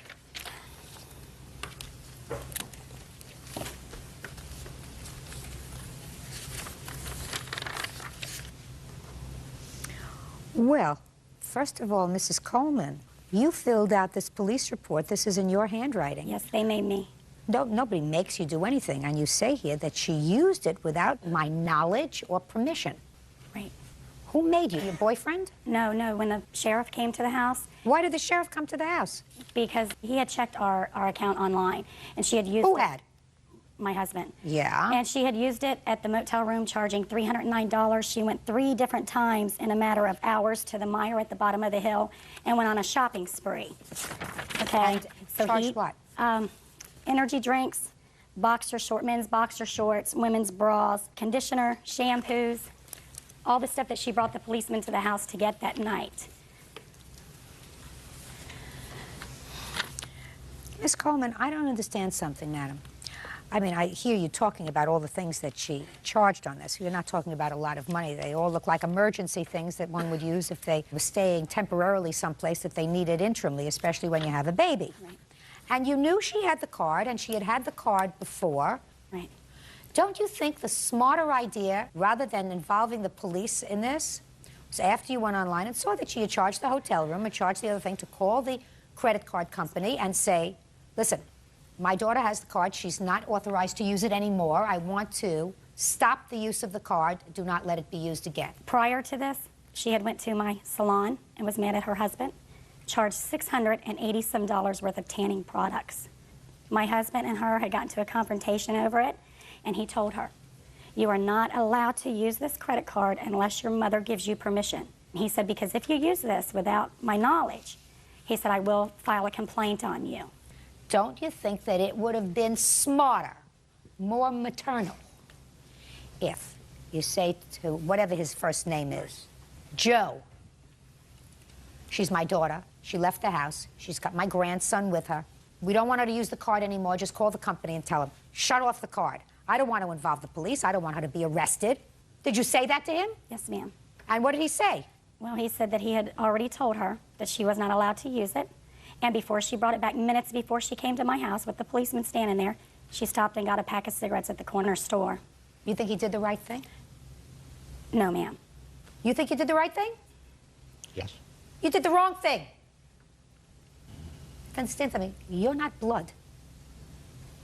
And what you did was irrevocably injure, if it hadn't been before, her relationship with her daughter. If you didn't want her to have the credit card, you should have taken it back. We attempted to take it back. No. Your girlfriend says that you told her you can hold on to it, but if you use it again without your mother's permission or my permission, I'm going to call the police. And I'm saying, is she lying to me? No. Well, and I'm saying to you, if you didn't want the temptation there, you should have taken the credit card back. But you don't put her in a situation where she's got a baby and the police come to the motel and take her away and arrest her. That can stop a process going from which it's very hard to extricate yourself. Very stupid. But they were entitled to do it. And I somehow think that your mother is sorry that it happened. She's sort of stuck between a rock and a hard place. I know. You got it? I know. Okay. What does your mother have in the house that belongs to you? I have pictures of some of this stuff, and then I wrote a list of all the things that she has. And I called her and asked for his high chair, and she said, when I was in the hotel, because I said he was eating on the bed, and she said, well, he needs his high chair. And I said, I want my caricature and the calendar of him that I've been making of him since I was born. And she said, you know, I don't think I have those things. All I want is some respect. And she said, Ron's going to take care of it from here and threw the phone down. Okay. You have these things? I see she showed you a little picture of a toy box that Nicholas is in. That's mine. I bought everything that she's talking about, and I have receipts. I have $10,000 worth of receipts. Mr. Turrietti was asked if he had got everything out. He said, yes, he did. He looked at me and said, all's in there is garbage. I can go down to my job, get a truck, come up and throw all that garbage away if you want me to. I said, don't worry about it, John. I'll clean it up. Did you go to the house? Yes, Your Honor. I went on... With or without the police? With the police. Fine. And before we walked in, they wouldn't let us in the house until they had the credit card and the key to the tanning salon. She had to come up from the hotel. We gave them back the credit card, but we are not allowed to go anywhere in the house except the bedroom. Our stuff was in the basement, in another closet. There's a lot of junk here. Yes, Your Honor. All of this doesn't add up to the motel room, right? Right. So what are you doing here? I want the calendar that I've been making of my son since he was born. There's no, you cannot put a price on that. I put pictures of Okay, do you have the calendar? No, ma'am. And if it wasn't all that garbage, and what I had done was bought cases Do you have of the Pampers. calendar? The No, answer is ma'am. no. She doesn't have the calendar. That's just to hurt me. That's just to keep things from me that are She of doesn't my have it. son's. Listen, you used a credit card, and I think that you probably knew that you weren't supposed to use the credit card at the time when you used it, whether you did or whether you didn't. What he had to pay for as a result of your using the credit card is more than this. They didn't pay for anything. That's why my case was dismissed on January 21st, because they could not provide the receipts because they didn't pay the bill. Oh, really? Really. Is that right? You would have to ask Ron about that. We did pay. The reason it was dropped is I'm going through some cancer treatments. I didn't feel like going to, I couldn't. I was throwing All up. I want to know is, did you pay for the motel? We've reported it to the credit card company They did not. as a misuse of the credit card. So the answer is you didn't. No. Judge Judy continues in a moment. And later today, She said that there's no need to make the payments now that the car's wrecked. So she told me. No, you just made that up as you're going. No, ma'am. Did you say that to him? No, I did not. That's not what you wrote in your complaint, sir. real cases, real people. Judge Judy.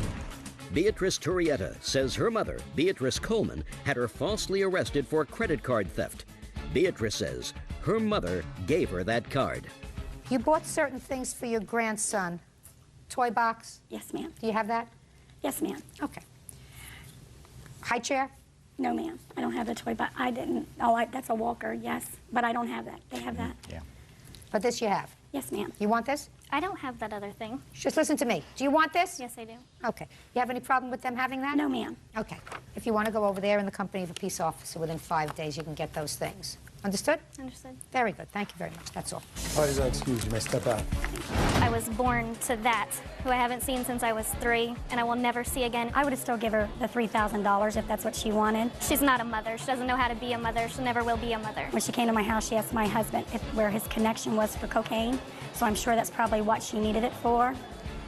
Either that or a gallon of Captain Morgan every week. I do like Captain Morgan, but I'm a little fat to be on the coke. You think? She's been in prison before for Sponsor, welfare actually. fraud. I was in jail. I wasn't, and I've made mistakes in my life. My dad told me I was selling my soul to the devil when I came to her house, and he was right. And now the next case. All parties in the matter of Lester versus Lester. Step forward, please. Marilee and Thomas Lester are suing their daughter, 22-year-old food server Natasha Lester, for the unpaid balance on a 97 Saturn. Natasha claims her parents took the car away from her. Mr. and Mrs. Lester, this is your daughter. How old are you? 22. According to your complaint, you co-signed for a car for your daughter about 2 years ago. And the agreement was that she was to make the payments on the car. Yes, ma'am. And she did make payments on the car for 2 years. Yes, ma'am. And then something happened. She was in an accident. And according to you, she just stopped making payments on the car. She said her insurance lapsed and she stopped making payments on the car.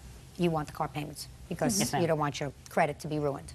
Your daughter says that she made the payments for 2 years, and I assume that she intended to keep on making the payments, but that you had the car towed from her place of employment to your house, and she no longer has the car.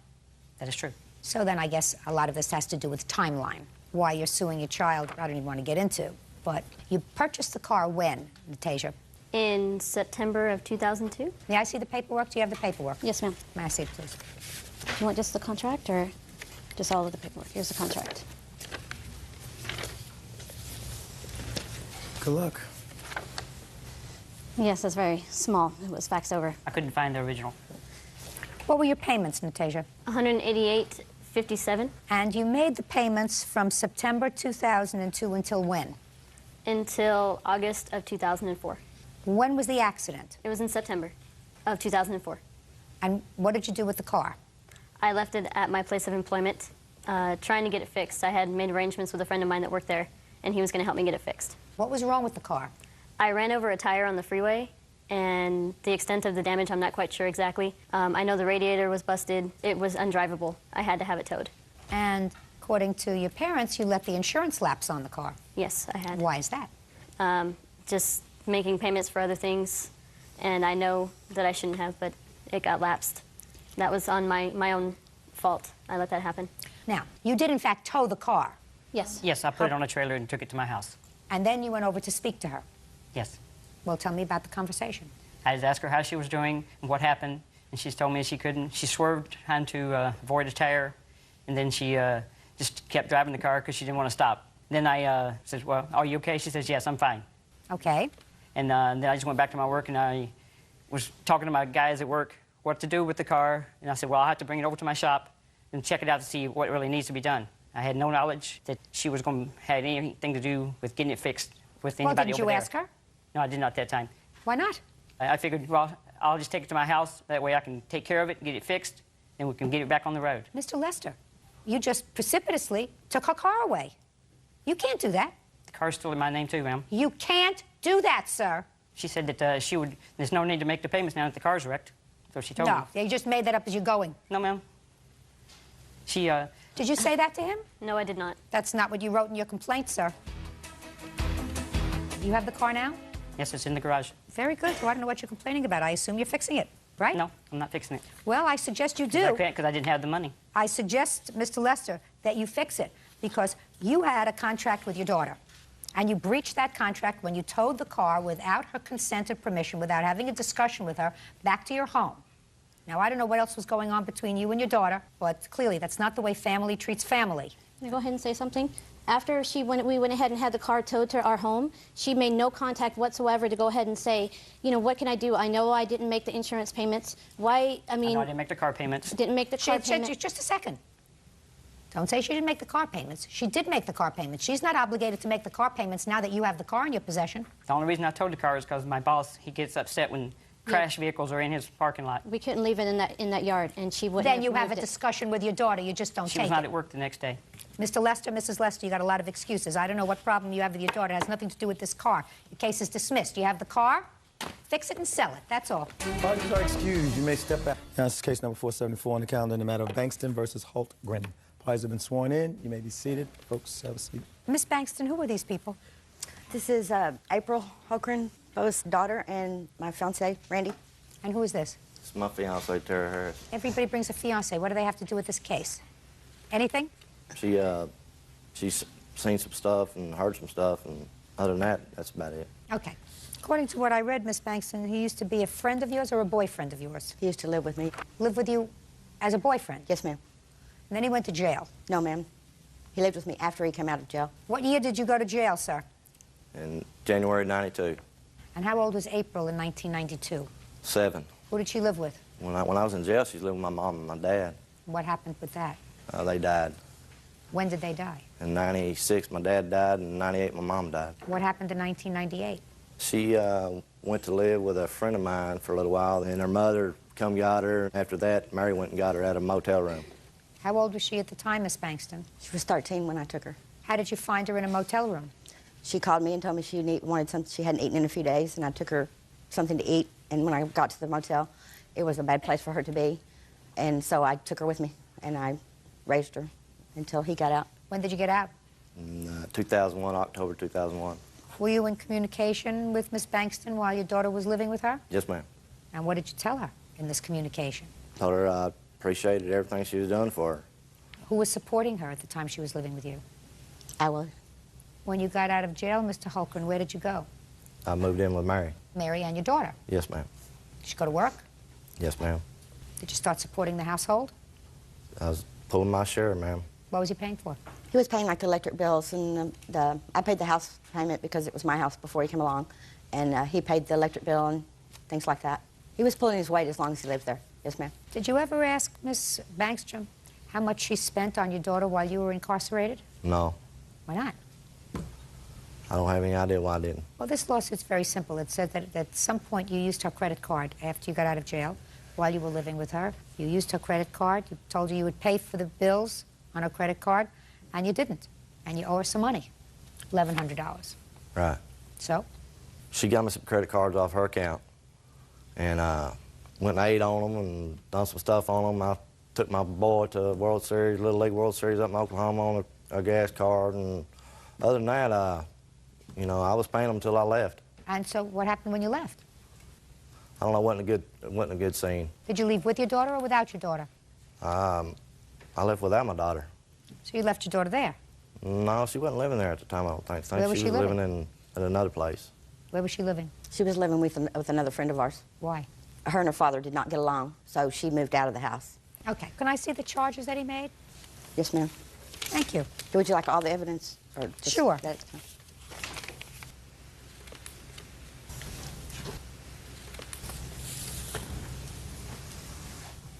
Golden Corral. That's an eating establishment. Japanese Palace. Another eating establishment. I have several eating establishments that we ate at on my credit cards, too. Well, this is a lot of eating out. been 10 years since I ate out anywhere, so we kind of ate out pretty regularly. So why don't you pay for it? Well, I really don't feel like I owe her anything on that, because I put a, you know, I've done some other things, you know. I wasn't trying to get anything from her that I'd done over there. I mean, you know. Well, give me an example, sir. I put a storage building in her backyard. It was like $900-something bucks. I helped put a central air and heating unit in her house. That was labor on there. I put some electrical work in the garage and stuff. Well, how much do you think it takes to support a teenager, sir? A month? Quite a bit. Listen, you know, if you have a large golden retriever, you can't take care of a large golden retriever for less than $100 a month. So Right. would you say it costs $200 a month to take care of a teenager? At least. Let's try 3. Yeah, probably. 14 months, right? And she was there 14 months, and you didn't pay any support, right? So why would you stick her with $1,100 worth of bills? The bottom line is that it was kind of crazy over there. Just several things that happened, and, you know, she wrecked my motorcycle and all that, you know, right there She at what? the end. She wrecked my motorcycle. She wrecked your motorcycle. I couldn't understand. She Right. wrecked your motorcycle. How'd Right. she do that? Well, she took off on it and crashed That he it. wouldn't even had if I had not had financed it for him. And I was without the motorcycle for 3 months. I paid $500 a month on that while I was in the shop. $6,500 a month. Well, did she do that on purpose? Well, I told her not to get on it because she never rode one before, and she took off on it on her own wheel and crashed it. Hurt herself real bad.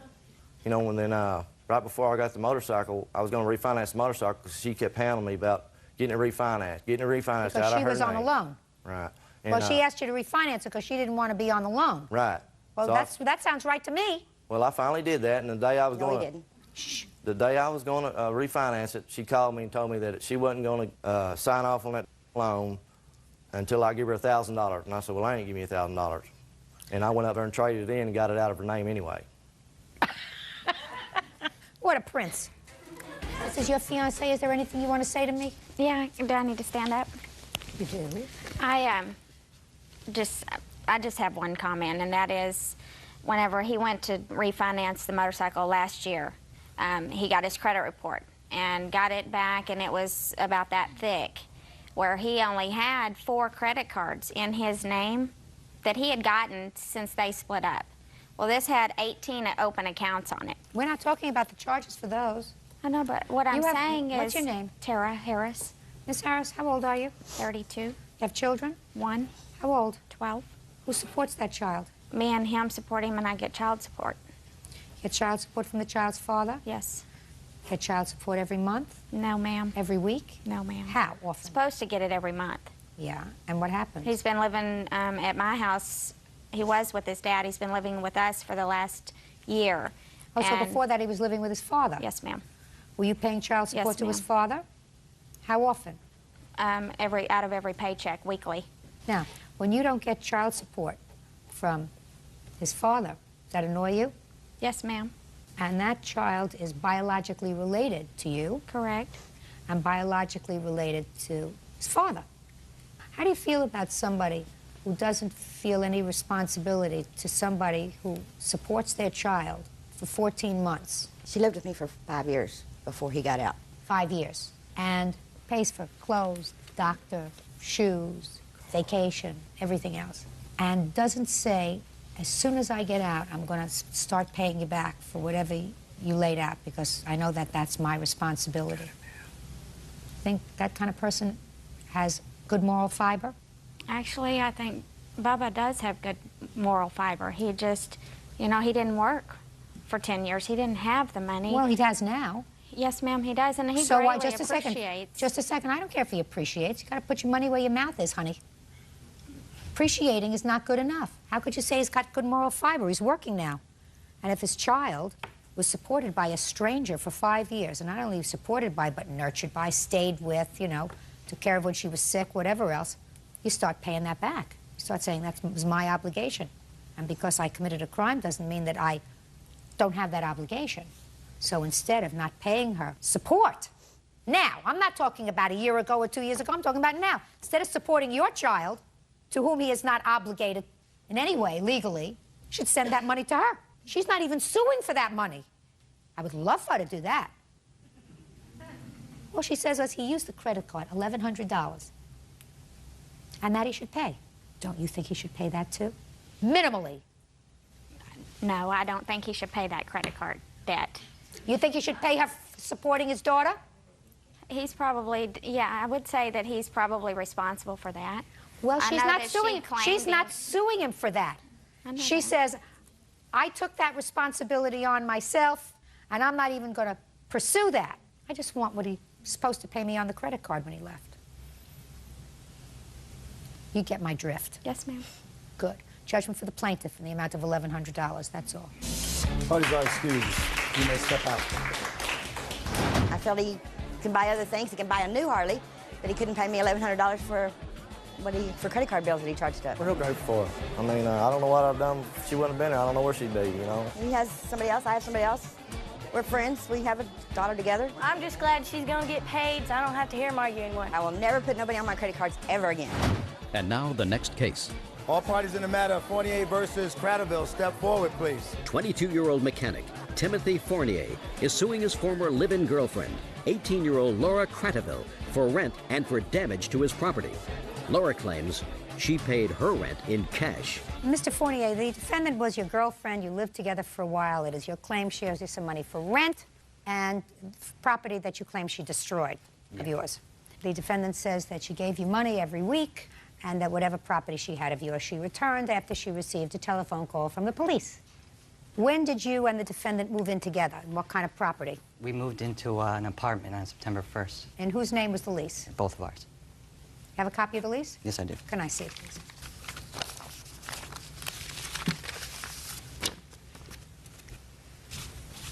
Mr. Fournier, does your hand always shake, or do I make you a little nervous? A little both. Nah, I just make you nervous. Don't be nervous. It's a Tuesday. I don't do anything really bizarre to litigants until Friday. Judge Judy continues in a moment. I had a very big loan on a truck. What happened is it was taken and burnt. Your Honor, that's not true. He took it. You pled guilty to burning the truck? Yeah, well, yeah. Real cases, real people. Judge Judy. Timothy Fournier says his ex-girlfriend Laura Cratterville owes for rent and for breaking his PlayStation 2. All right, so tell me how much money she owes you and from what? I have her owing half the security deposit and the first and second month's rent that she had never paid me for.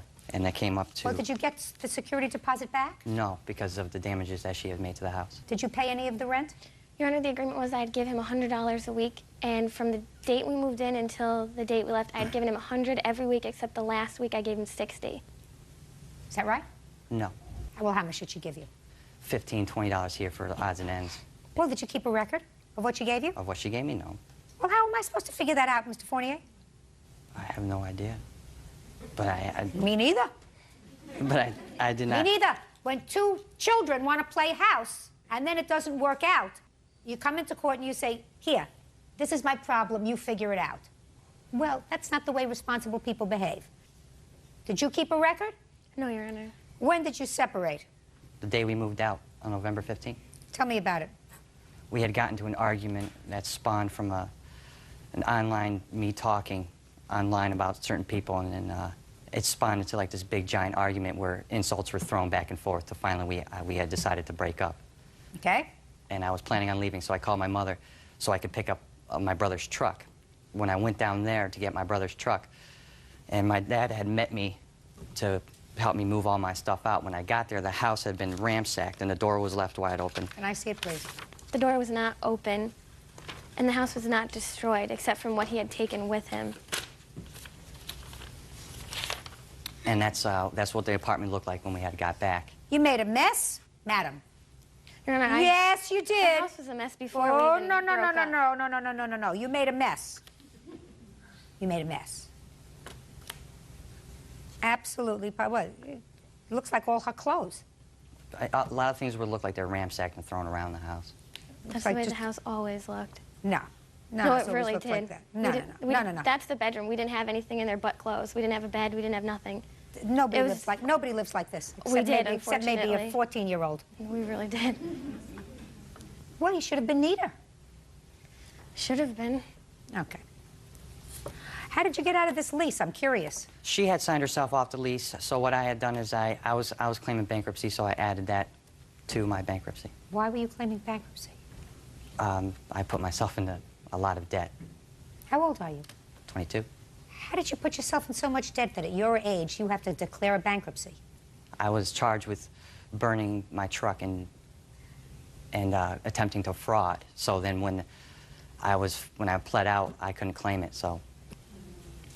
You're going to have to be more specific with me, sir. You're being very circumspect. I had a very big loan on a truck, and then what happened is it was taken and burnt, and... Your Honor, that's not true. He took it. Shh. You had a truck that was on a lease. Yes. And you owed a lot of money on it. Yes. And it broke down? No, it was crashed and burned. You were charged with it and you pled guilty to burning the truck? Yeah, well, yeah. Shh. Okay. And then you had to make restitution? Yes. For the truck. And how much did you owe? I owed 18 on the truck, 18,000. So you stuck the leasing company with $18,000? Well, yeah, I mean, I claimed What do you mean, well, bankruptcy. yeah? I mean, they came after me and I went bankrupt. What do you think? You think somebody comes down and gives the leasing company $18,000? When you declare bankruptcy, if you own somebody a debt and you declare bankruptcy, what that means is that they're now stuck with a truck that you burned. Yeah. Who advised you to do that? Your father? You didn't advise him to do that, did you? No. I should hope not. So what you're telling me, sir, is what you did was you decided to lump the whole thing together. That when you declared bankruptcy for this truck, you also lumped together the broken lease. Yeah. And you expect sympathy from me, is what I'm asking you. No, I'm not expecting sympathy. Ah, perfect, good. All right, so what property do you claim she took or destroyed? She had taken my PlayStation 2 that night. Good. Now, she says in her answer that she returned it to you. She did, but it came back broken. Where did you get the PlayStation 2 from? Sears. And you put it on your credit card? Yes. You declare bankruptcy on that credit card, too? Yes. Get out of here. Is he playing with a full deck? Yes. Does he not understand a concept of morality? Yes, he does. Well, it's not evident here, sir. He took advantage of Sears by lumping them into his bankruptcy rather than paying off the credit card. And now you're suing her because you want the money. I assume if I give you the money for the PlayStation that you broke, you're going to give it to Sears, right? No. Get out of here. Oh, goodbye. Have a happy life.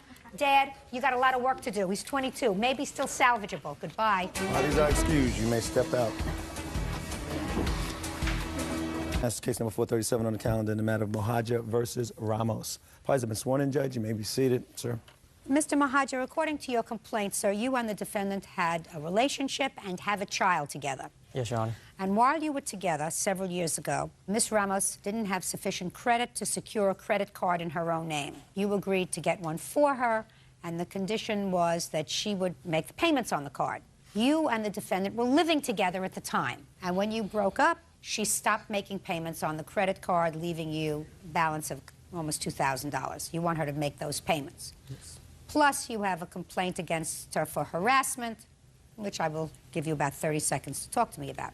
Ms. Ramos says that she spent a fortune of money on daycare for your son, that you finally were ordered to pay child support. She hasn't seen any child support from you since the order was made in November. That's her defense. When did you live together? From when to when? As of December 2002, all the way till July of 2004. And when was your son born? December 2002, on the 30th. And when did you get this credit card? Back of August 2003. And from August of 2003 until you separated in July of 2004, who paid for that credit card? She did. Solely? Yes. Is that correct? Yes, Your Honor. When did you stop making payments on the card, Miss Ramos? I stopped making payments after August 10th was my last payment. Why? I don't owe him anything anymore. We're not together anymore, and I've paid over $9,000 in daycare. He has not helped me out in any way with my son, even when we lived together. Well, Miss Ramos, you originally had an agreement with him, and your agreement with him provided that if he got you a credit card, you would make the payments. Because you had made the payments, according to you. You'd made the payments until August of 2004. That's what you said. I never asked him to apply for the credit card. That's not the He was never issue. helping out. He said, I got this card for you. Since I can't help you out with groceries or clothes or anything else, we'll use the credit card and we'll pay half and half every month. That was the agreement. I did not ask him to apply for the card. So is what you're telling me that you were each paying on this credit card?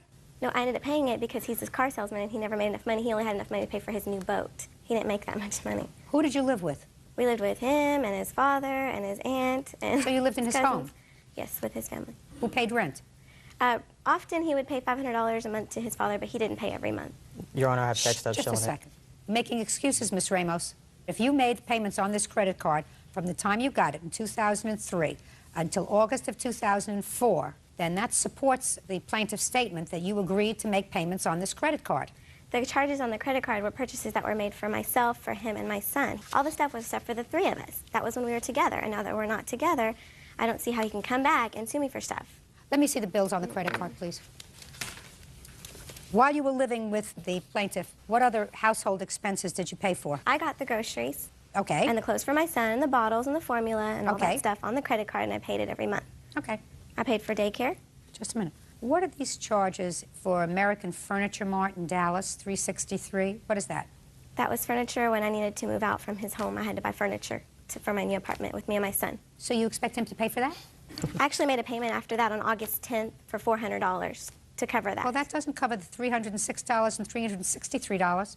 What's the other one? Supercenter. Groceries and stuff for our new apartment. I had to get out. It was a very bad situation. Well, that doesn't mean he pays for it. That's what happens when you're not married. Bad situation, you have to move out. I would trade in to pay $500 a month any day over paying the daycare, the bills, the grocery, and all that stuff. Listen, Miss Ramos, you went to family court to get an order of support? Yes, we did. And you've gotten an order of support. An order of support was made by the family court in November. Have you paid that award? Yes, I have indication letter here showing my child support that I paid. Her lawyer failed to get an account number May I see it, please? set up, so the checks that I sent were sent back. And I had to beg and plead with my lawyer to get a hold of her lawyer, but her lawyer would refuse to contact us back. So I finally received a letter on January the 8th showing that finally they set up an account number. So and the checks were mailed out actually about a week ago. Your Honor, I have where they now are going to garnish his wages because he has not made those payments. And she'll be receiving those, they said, within the end of the week, if not first I of next believe week. he sent them. I believe he sent And them. I also have where he enrolled his son in the daycare where he's currently at and has not helped pay for it at all. I have check deposits showing that I made a deposit when he was enrolled, Your Honor. A deposit of $200, but I pay $800 a month every month. It's come out of my account. Just a second. And I have the Chase account. Listen to me. Miss Ramos, when you were together, who made more money? I did. You are going to pay more money for support for this child than he is if you make more money than he does. That's no question about that. That's just the way things are. But you had an agreement with him. And your agreement with him, based upon the evidence, based upon the course of conduct, was you were going to pay this credit card, and you used it as if it were your own. And I can tell you that because after you left, you continued to use this credit card for things that you needed. For me and my son. Mm-hmm. Well, he's not responsible for you. He's not your husband. You chose to have a child I don't with him. deny that I didn't make the charges. I know that I made the charges. Well, you made the charges, and But you what made I'm the charges at a saying time. is He owes me more than I owe him Then as you far have as to sue. daycare. Then you have to sue it. No. Listen to me. He enrolled you him raised... in the daycare. Let me show you the No, enrollment. Miss Ramos, you're not following me. Miss Ramos, the court made an order of support.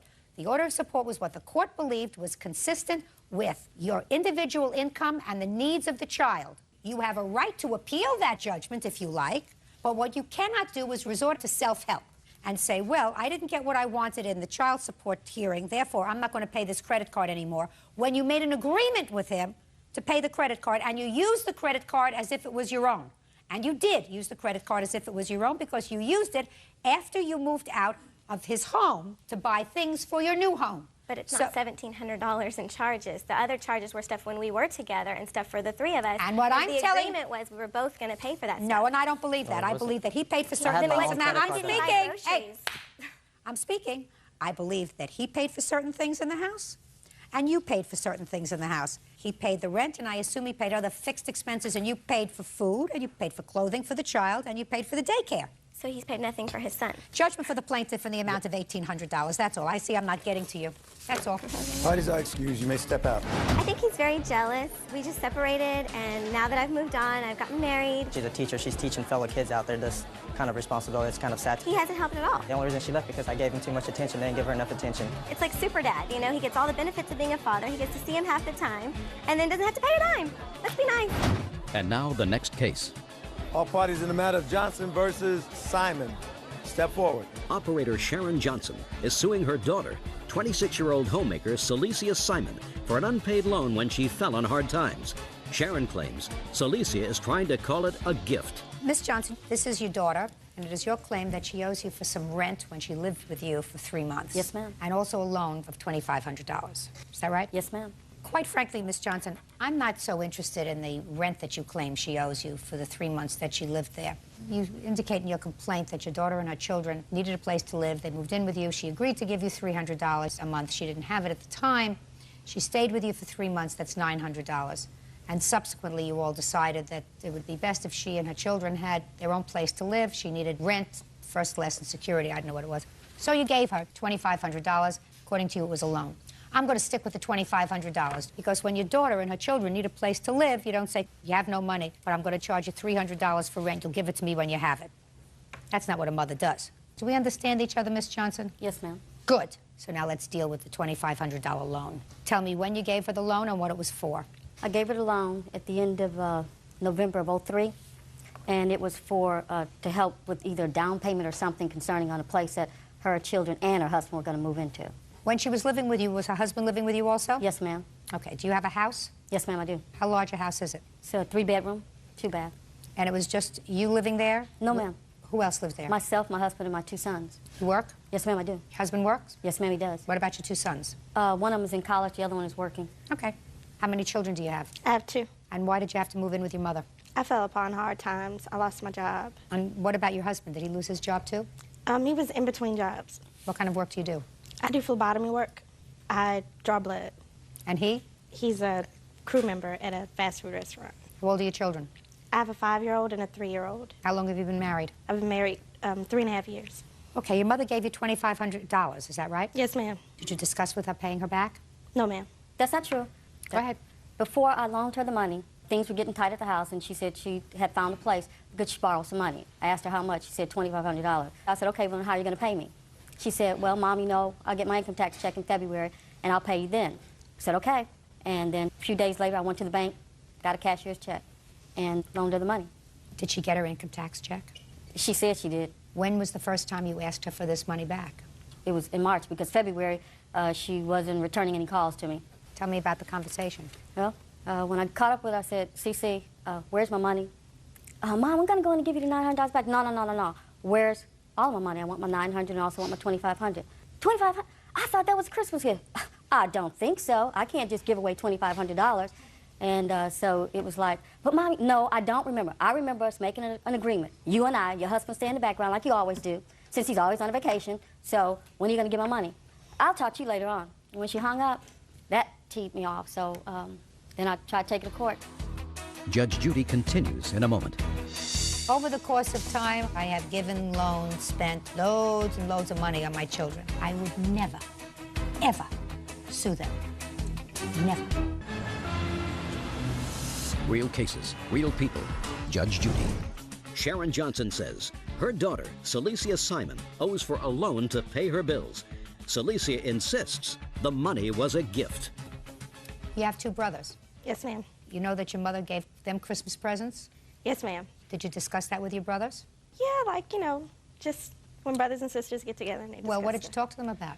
Well, my brothers, one of them was getting a car, and then one of them was getting, like, screens in his car and the big rims on his car or whatever. So it was just like, you know, I'm going to get back on my feet by getting into my own place. And my one brother would have transportation so he could get a better job, and the other brother, he's the youngest and the most spoiled. Well, Miss Simon, what I believe is that you acknowledged that you owed your mother $900 for rent, right?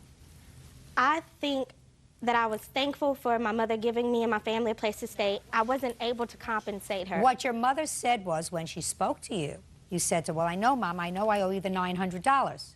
I mean, she was calling every... Your Honor, you don't understand. No, I understand. I don't think that that's something that you have to call for, but if you acknowledge that you owed her the $900 and you did get your income tax refund, which is what she was waiting for, why didn't you give her back the $900? It was a tight situation, which is why I, you know, needed help in the first place. My family was just in a very bad spot. Well, then why didn't you call her and say to her, Mom, I know I promised to give you the money back when I got my tax refund, but things are pretty tight. Why did you wait for her to call you? She knew I was in a bad situation. I didn't feel like I should have to go to her and explain to her, hey, you know, a couple months later, I'm still in a tight situation. I still can't give you any money. Why, is your mother rich? No, she's not rich. She's not rich. How old are you? I'm 26. You have 2 children, you have a husband, you have a home, you're an independent person. That means you have to act like a grown-up. Yes, ma'am. So if you borrow money from somebody and you acknowledge at least the $900, then if you can't pay them back, the time when you say you're going to pay them back, you pick up the phone and say, I know I said I could pay you back. Can I get a little bit of an extension? Can I give you back something? Can I give you Your Honor, $100? It became such a big thing that, like, at family gatherings or whatever, it just always wound up being a big argument. She continued to make a huge scene about it every time we got together at family. Miss Simon? Yes, ma'am. Has your mother always been like that? Oh, yes, big questions, yes or no? Yes, Has she ma'am. always been like that? Yes, ma'am. Then you shouldn't have borrowed money from her. I didn't borrow money from her. I told her I needed help. No. You acknowledge that you owed her at least $900. And if you know that that's the way she is about money, you shouldn't have taken other money from her. That's how bad I needed it. I mean, it was the last option. I couldn't continue to be there in her house. I didn't want to take my family, you know, to a shelter. Well, what was your husband doing? He was working. Was he working 5 days a week? Not always. Is he working now? Yes, ma'am. 5 days a week? Yes, ma'am. And what about you? I'm a homemaker. I take care of my 2 children. I just asked you what kind of work you did, and you told me that you drew blood. Yes, ma'am. I just recently lost a child, so I haven't been working. When I found out I was pregnant at the beginning of the school year, I decided to take the school year off just to be at home a little more with the kids and everything, and also because I was pregnant, and I just recently lost my child. You're not supposed to have more children until you can support the ones you have. Does that sound harsh to you? No, ma'am. I hope not. I mean, I'm telling you this because I think that sometimes people lose sight of that. That if you have 2 children and you have to go back to your mother for money, then you don't make more babies. Having children is very nice as long as you can take care of them. Your mother's not a rich lady, but you can't look at your siblings and say, because they got Christmas presents, I should have gotten one too. But she's not taking any of them to court. She's taking me to court. I'm the only girl. Those are her precious boys, you know. They got money to go and get a car, you know, to go and get screens in his car. I mean, when I was that age, she wasn't giving me money to go put screens in my car. I don't think that your mother... I know she can do what she wants with her money. Yes, I don't think that your mother would say that this was a loan unless she honestly believed that this $2,500 that she gave you was money that you were supposed to return. I think that you've been, for want of a better term, and I don't necessarily like this term, I don't think that you can allow your jealousy of your younger brothers to interfere with the rest of your life. If you feel as if your mother favors the 2 boys... She does. Well, I don't know whether you were a more difficult child, a less difficult child, who knows? But you will find that during the course of your life there will ebb and flow with regard to which of your children you like better than others. You may love them all, but at various times in their lives you will like some better than others. Fair? Fair. Love them all, but at various times, depending upon what they do, to drive you crazy, and to make you gray, you will like one more than another. You can't let that interfere with your whole life. Miss Johnson, I'm going to award you your $2,500 for this loan that you gave your daughter, but I'm going to give you a little lecture at the same time. Yes, ma'am. Over the course of time, I suppose I have given, loaned, spent, whatever, loads and loads of money on my children. I would never, ever sue them in a court. Never. That's not what parents do to their children, unless the children are really, really bad people. And your daughter may have made some mistakes in her life, but she doesn't seem like a bad person. She's reasonably articulate. She's been in a relationship with her husband for a long time. She has 2 children. This is the husband, right? Yes. Well, you may not like him. You may not like him, but I want to tell you something. You didn't like your first husband either. Right? No, I didn't. Right? Yes, so you ma'am. made a mistake. Yes, ma'am. So she doesn't seem like a bad girl. And I'm telling you that while I'm giving you a judgment for $2,500, I think you made a big mistake by suing her. That's all. Parties are excused. You may step out. This is case number 475 on the calendar in the matter of Martin versus Hall. Parties have been sworn in, Judge. You may be seated. Mr. Martin, it is your claim that the defendants, this gentleman in particular, caused damage to your car in an accident, and the accident was his fault. Mr. Hall says that it was your fault, and you don't know why, anyway, that you're suing him because he wasn't driving. It was Miss Hall who was driving the car. So you must have not been watching carefully. Apparently. When did this incident happen? September 17th. Where were you? I was in Maitland, Florida, turning into a gas station. What happened, Mr. Martin? I was turning into the gas station to buy gas, and I seen the Halls coming at a very high rate of speed through the parking lot, so I stopped. Through the parking lot or through the gas station? Into the parking lot of the gas station. There's a chart over there that the Halls brought. Is the red car yours? That's similar to what happened. Where were you coming from? I was coming from the north, turning in just like that shows, and I stopped, and he come crashing into me. He was driving probably about 45 miles an hour through that parking lot. Okay. What kind of a car were you driving, sir? Mazda 626. And where was the car hit? Right in the passenger side in the front. Knocked the bumper Do you have a completely off. photograph? Yes, ma'am. May I see it, please? Sure.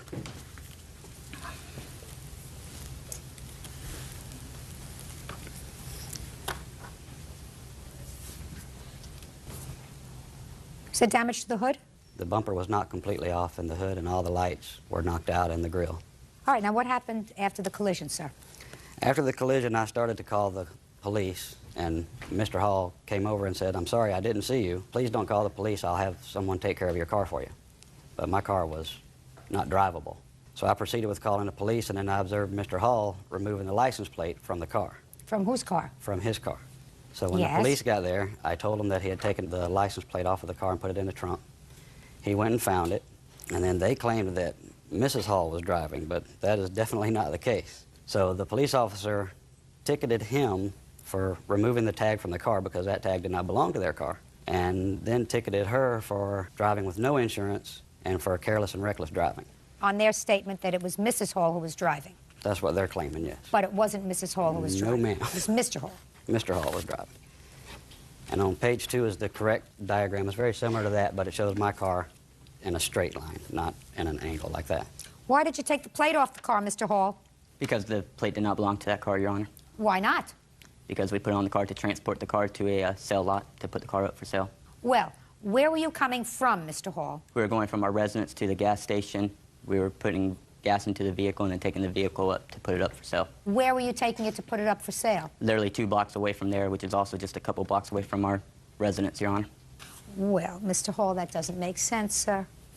It doesn't make sense that why you would be putting gas in a car to take it to a place for 2 blocks. Because it was on dead E, and we're afraid the vehicle would run out if someone was to test drive it, Your Honor.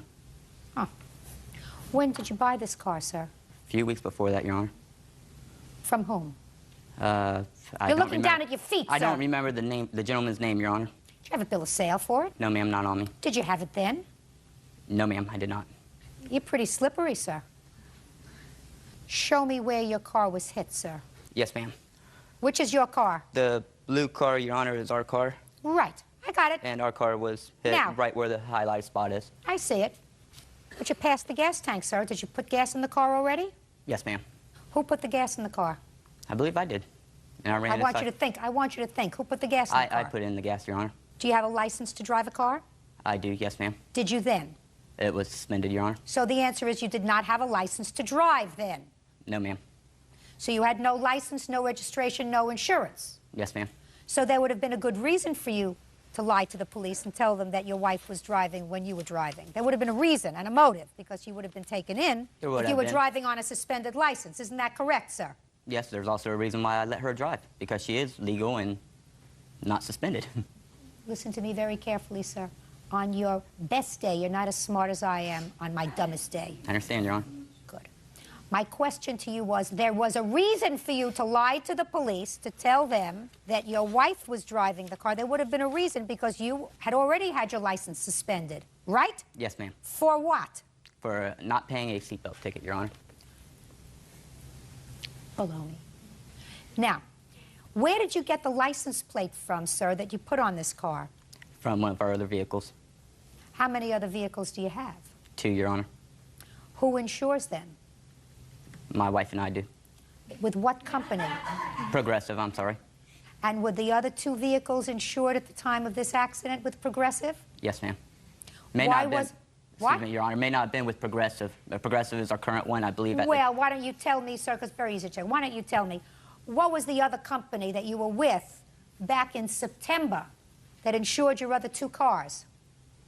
I don't recall the insurance company off the top of my name, Your Honor. Off the top of your name, you don't... Off the top of my head, I'm sorry. You don't. I'm nervous. You're nervous because you're lying, sir. And you know that I'm going to be able to prove that. Before the police arrived, when you took the plate off the car and put it in the trunk, what did you hope to accomplish by that, sir? Avoiding the ticket for attaching tag not assigned, Your Honor. Now, don't you get a ticket for driving without tags, period? Yes, Your Honor. So what would be the difference in putting the tags in the trunk? You were going to get a ticket either way, either for driving with no tags or for driving with somebody else's tags on your car. So what difference did it make? None.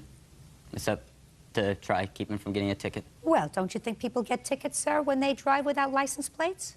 Yes, Your Honor. Because that's why you supposedly took the license plate off one car and put it on another, so you wouldn't get a ticket, Yes, right? Your Honor. So that doesn't make sense to me. What did the police do with that license plate, sir? They confiscated it, Your Honor. And what did you do with the car from where the license plate had been removed? The vehicle stayed right where it was, Your Honor. And where is it to this day, sir? In our driveway, Your Honor. Without license plates? It has been licensed and insured. How did you get new license plates for it? I just applied for a new plate, Your Honor. You have to say what happened to the old plate, sir, if the car had been registered. The vehicle hadn't been registered in our name prior to that, Your Honor. Oh, so you had yet another car in your arsenal of cars that hadn't been registered in your name at the same date that you had this accident. It's a vehicle that my sister allowed for us to drive because we didn't have a dependable vehicle at the time to drive, Your Well, Honor. what about the third car that you had home, sir? It wasn't. Vehicle. What? It's a work vehicle. What is a work vehicle? What does that mean? It's a truck that we use to do landscaping and lawn maintenance that So? pulls a trailer. And it's decaled up, and insurance will not cover that if we are in an accident when we are not working. Okay, so we're going to do this. We're going to play.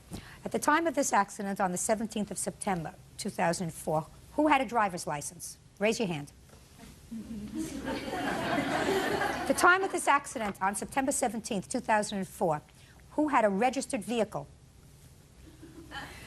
On September 17th, 2004, who had a vehicle with appropriate tags on it? On September 17th, 2004, who was driving a car illegally? Good! Perfect. Okay. Shooting fish in a barrel. Can I see the estimate for your car, sir? Yes, ma'am. What a bunch of hustlers. Not you, Mr. Martin. I also have, Your Honor, a letter from the Halls stating that Mrs. Hall is guilty of this charge because we originally had an agreement for the Halls to pay me $400 a month beginning on November the 10th. And I know you're not going to believe this, but that didn't happen. The only thing that I don't believe, sir, is that you believed them, that it was going to happen. Judge Judy continues in a moment. And later today, When we separated, we were not on talking terms. I needed money. So you claimed the children as your deduction, even though he supported them? Yes, ma'am. real cases, real people. Judge Judy. Rick Martin says fellow motorists Jennifer and Dennis Hall ran into him in a gas station parking lot.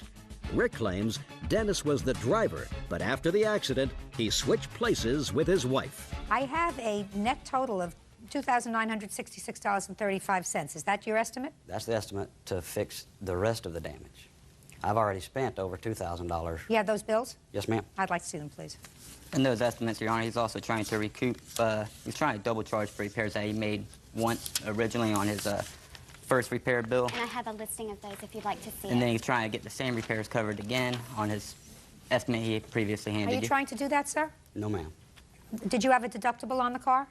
I had only liability. I did not have full coverage on the car because it's paid for. Okay, what did Allstate pay you? Allstate only paid the tow bills. And I tried to relay that message to the Halls, but they would not return any of my calls to find that out. So. They wanted you to go away, like their license plates. Yes. Your Honor, he when he originally showed up at our doorstep, he was demanding the $14.95 and repayment as well as new headlights. So how much? Just a second. So how much did you give him, Mr. Hall? I gave him $0. Well, now you're going to give him $4,834. Judgment for the plaintiff. That's all. Parties are excused. You may step out. The first thing I thought was they were going to drive away. We like to buy and sell vehicles, and my husband was in the back seat. I didn't ask him what he was doing. I took a photograph of the license plate. I could still tell you the number of that license plate right now. When the gentleman hit us, my husband bounded out of the back seat, driver's side, and of course everybody thought he was getting out of the driver's seat. I think that they're professional con men or deadbeats. I don't know. When Jennifer asked to see some type of receipts or anything, he didn't provide any. Instead, he just went and got additional estimates and came up with this claim with that. When I went to his house, he told me that I was not the first person that he ran into. That would be why he doesn't have a driver's license. And now the next case. All parties in the matter of Conger versus Tates, step forward, please. Plaintiffs Chuck and Karen Conger are suing the father of their grandchild, roofer Jeremiah Tates, for the cost to fix a '97 Ford Escort. The Congers claim Jeremiah's driving caused the transmission to blow. Mrs. Conger, you have a daughter whose name is Brenda. Let me guess, Brenda. Yes. Your stepdaughter. Yes, ma'am. And this is a convoluted story of a car, 1997 car that was purchased for your daughter and the defendant, her then boyfriend and father of the 2 children. And the arrangement was that the 2 of them would pay you back for the car. Well, then they had an off-again, on-again kind of arrangement. And at some point, Mr. Tates took the car with your daughter's permission because she got a new car. And he was driving the car and making the payments. April Franks is suing Angela and Jean Roberts for the return of money she paid for a female Yorkie poo. April says the couple sold her an emotionally damaged animal. Bert, would you please take the Roberts' little girl outside, please? Certainly. Thank you. Come with me.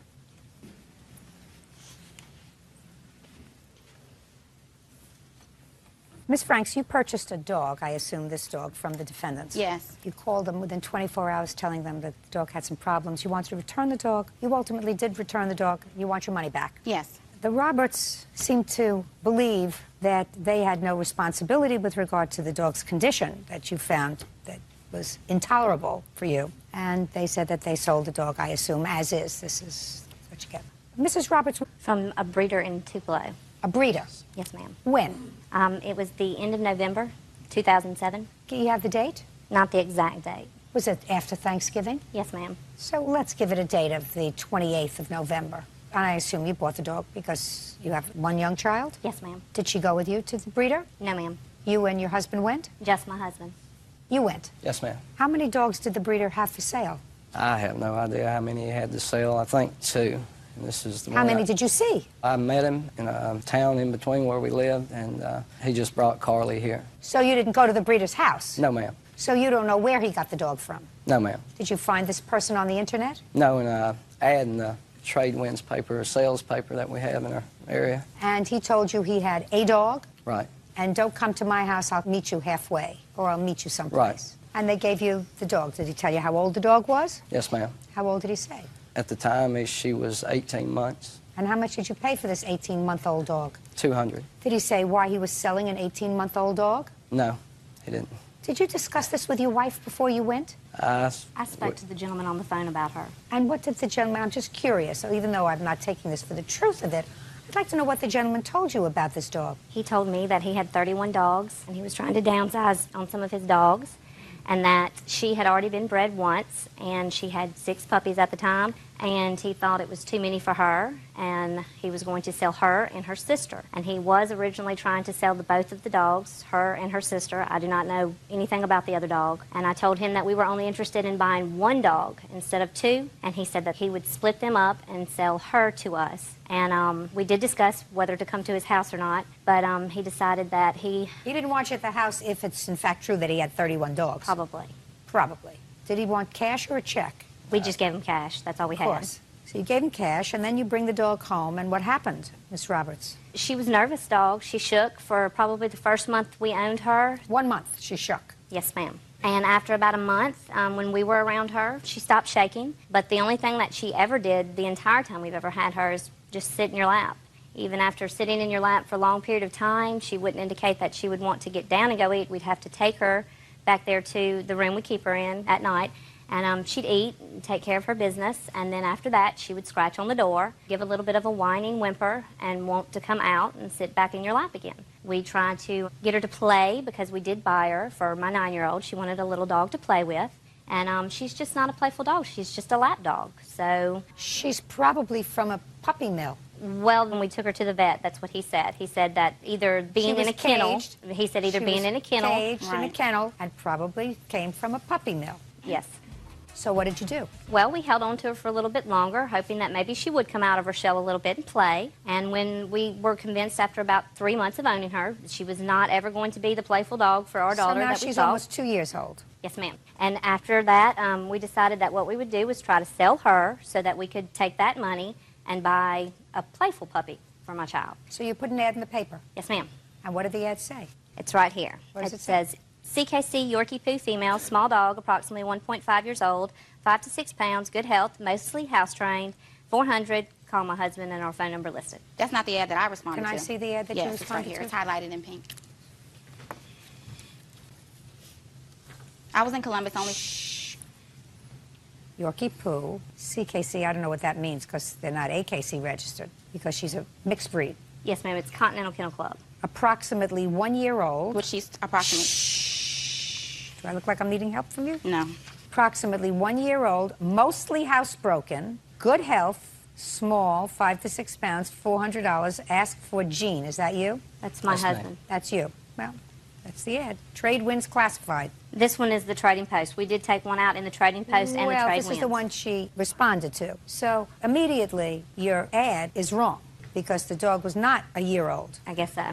And you were asking for this dog that is now older and you know has certain problems twice as much as what you paid for it. Correct. Okay. So you came to the house and? I went to their house. Carly was sitting in a recliner. She didn't get up or anything when I walked in. She got her and she put her on the ground on the floor and she walked around and I oohed and awed over for a few minutes. She was shaking and Angie told me it was because, you know, she didn't like strangers is what she said. And so, you know, I said, okay, you know, that could be possible. And I petted her and picked her up and I said that I wanted to get her. And so I left her house. I went to the ATM machine and I withdrew $400 and I went right back and I gave her the money. When I got back, she had the CKC certification paper, her pamper pads because she's not housebroken or mostly at all, and a doggy soap. Just 1 second. Are you telling me that you had this dog for 3 months and the dog wasn't housebroken? She's puppy pad trained, which I consider mostly housebroken because she only goes on the puppy pads. No. It's probably one of the reasons that you wanted out of the dog because the dog was a puppy mill dog. The dog was not used to being in a house and being let out. Yeah, sure it is. Okay, you returned the dog when? That evening after I left, I went to Walmart and I bought food for her. I bought her a bed and some toys. And, you know, the night progressed and she just wasn't acting like I thought she would act. I'm not a professional. So the next morning, I said the best thing I'm going to do is take Carly to the vet. So I took her to the vet, which the office where Amy works, and the vet examined the dog, and I have an animal report here. I'd like to see it, please.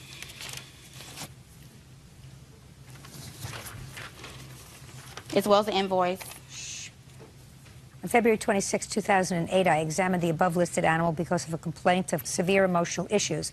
The animal would crouch down in the corner and urinate all over itself when touched. It was my opinion that the animal was experiencing fear, anxiety, and the owner would be better off returning the animal to the previous owner. Animals exhibiting such fear, anxiety have special needs that the average pet owner usually is unable to give. The time we took the dog to the vet was after the fact that April returned her. They just took the dog to the vet. You mean you never took the dog to the vet when you got her? She never urinated on herself or crouched down in the corner. I'm just asking you why you never took the dog to the vet. No, ma'am. Have either of you ever had pets before? We have quite a few. Well, then you knew that this dog's behavior was most unusual. I was told by several other people, we've never had a small dog like this before. Right. We have to give her her money back. Stop nonsense. You try to unload the dog on somebody else for twice as much as what you paid for it. I mean, usually when a breeder wants to unload an 18-month-old or a 19-month-old dog, they usually give them away to try to find good homes. This guy found a sucker who was willing to pay $200 for it. That doesn't mean that you, when you have the dog, I mean, you're supposed to be reputable people. I don't know about this person who's running a puppy mill, but you're supposed to be reputable people. That means that you got stuck. I'm going to find somebody else to stick with this dog and charge him twice as much. Right. That's outrageous. You have the dog? Give her back the papers, please. You owe her $400. That's all. David Yanas claims fellow clubgoer Travis Pexey vandalized his car with a crowbar. Travis claims David threatened to shoot him. Mr. Yanis, it is your claim that the defendant, after a night of drinking, are you smiling for a reason? Oh, no. Good. Damaged your car, attacked your car. You want him to pay for the damage. Mr. Pexey says that you actually attacked him and ran him over with your car. He was just protecting himself. So why don't you tell me your version of the events? First, when did it happen? It happened in Saddle Ranch on Saturday, the 13th of February. And what happened was when we were walking, after the club was closed at 2 o'clock, we were walking to the parking lot. Who's we? Me and my friend Scott. So tell me what happened as you were leaving the club. Okay, so when I was walking towards the car, Travis bumped into me.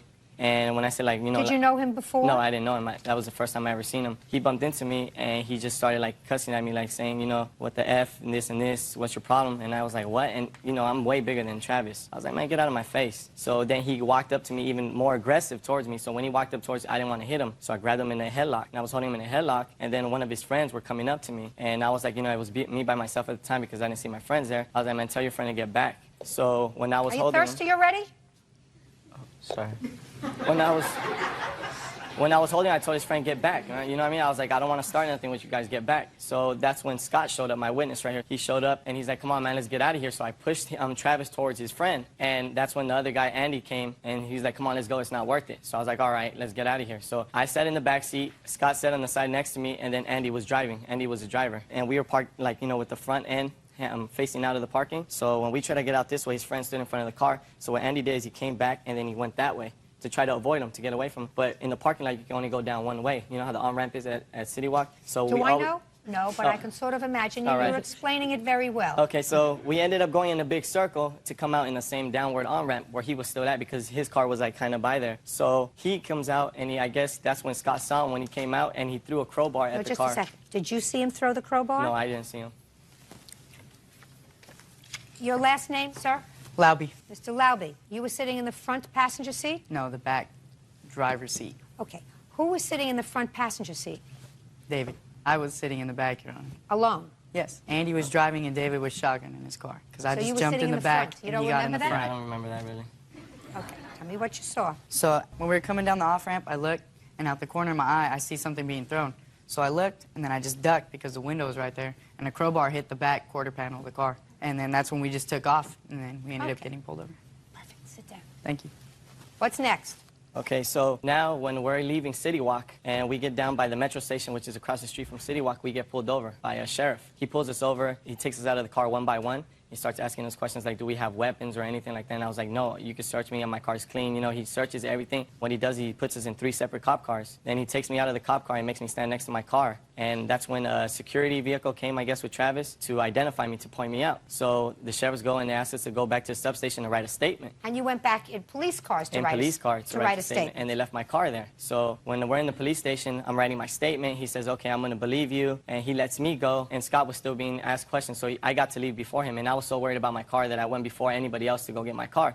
When I'm going down the hill and someone is standing on top of my car, it's Travis. And I recognized him because I knew exactly what he looked like already, and I knew what he was wearing, and I knew what his car looked like. So when I start running towards my car, I see a better view, and he's standing on top of my car with a crowbar hitting the window, bashing the window in. And I go, hey, what are you doing? I start running toward the car. He jumps in the car, and while he's taking off, he says, that's what you get, you know, mother F, and he takes off. I knew what you meant even before you said it. So, all right, so, and that's how I knew it was him. So what I did is I jumped right back in the car, and I went straight back to the police station, and I filed the police report. Do you have pictures of your car, sir? Yes, I do. I'd like to see. These are all the pictures right here. That was taken by the insurance.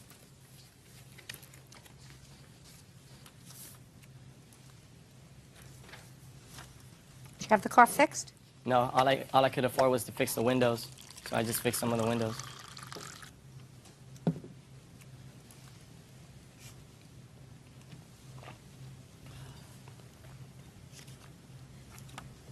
All right, Mr. Pexey, let me hear your version of the events, sir. What time had you arrived at the club? Approximately 1:15, 1:30. And where had you been prior to 1:15? Where I live in Santa Clarita. I don't hear you. I'm sorry, ma'am. Where I live in Santa Clarita. You were at your house? Well, I was picking up these Listen to me. I have a question. And I don't want you to start thinking, machinating about the answer. Okay. You arrive at a club at 1:15 in the morning. My question is a simple one. Where had you been prior to 1:15 in the morning? Picking up my significant other at the time. Where had you been prior to picking up your significant other? Getting ready to go out Saturday night. At midnight? At my house. At midnight. Yeah, it took the girls actually a really long time to decide where we were going to go. Mr. Pexey. Yes, ma'am. I don't believe, sir, that you got to a club that was going to be closing, or you were going to leave in a half hour at 1:15, 1:30 in the morning when you were out in the parking lot at 2 o'clock. Do you understand what I'm saying, sir? What? The girls didn't take that long to get their hair done. Now, had you been at your house, had you been at another club, had you been out for dinner, That's actually what I went there for, was to eat dinner. and you ate dinner in a half hour? Yeah, we were... I'm asking you a question. Yes. You went to the club and you ate dinner Yes, ma'am. in a half hour. Yes, ma'am. What? I didn't finish. What? You didn't what? No, I mean, you get to the club, you got to look at a menu. The club closes... You got to look at a menu. Then you have to order. Then somebody has to cook it. And all that took place in a half hour, and you were outside in the parking lot at 2 o'clock in the morning. I just want to understand what you're saying to me, sir. So, what did you have for dinner, Mr. Pexey? Bacon cheeseburger, fries with a side of ranch, and Grey Goose cranberry with the lime. And that you I had actually that, spilled and all you over got my there dinner. at 1:15 in the morning. How many people were you with? Me, my girlfriend at the time, and my friend Justin and his girlfriend at the time. So 4 of you. But I was the only one that was eating. You mean your other 3 friends were just watching you eat? No, they went there to drink. Not you. I actually don't drink alcohol that much. Well, that much. I'm glad you mentioned that much, sir, because according to you, you had ordered a Grey Goose and cranberry juice. Is that right? Yes, ma'am. I mean, I do have relatively good hearing. Not perfect, but relatively good Yes, hearing. ma'am. Go ahead, Mr. Peck. Do you see where we're going, sir? It's not going to be easy. You're going to be glad you took that drink of water. Go ahead. Well, so we got into Saddle Ranch, and I don't even know if this is relevant, but I don't like eating fast food, so I wanted to eat at a restaurant, a sit-down place, and there's not... Maybe relevant to your mother, Mr. Pecksy. It is irrelevant to me. So that was one of the only places that was open that late to eat. So we went there to eat and grab a few drinks before heading home. Pretty much I ordered my food at the bar, at the back bar. That's why it didn't take that long, because it was at the bar. It wasn't like I sat down. Oh, sorry. I don't speak fast. I'm not a very... Get used to it, sir. I have other things to do today. Sorry. This is not exactly the Scopes trial.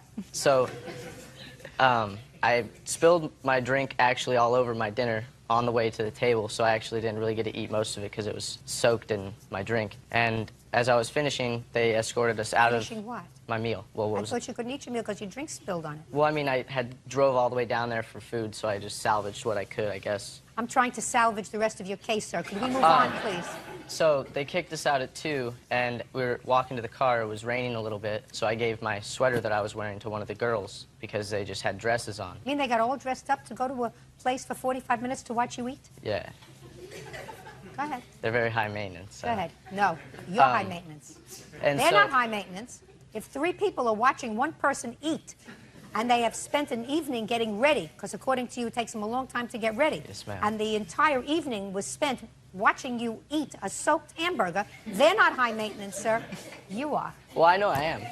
Now let's move on, Mr. Pecksy. So we walked back to the car, which was parked on the opposite side of Saddle Ranch. And my car was backed into the spot that we were parked in. It was in a parking garage.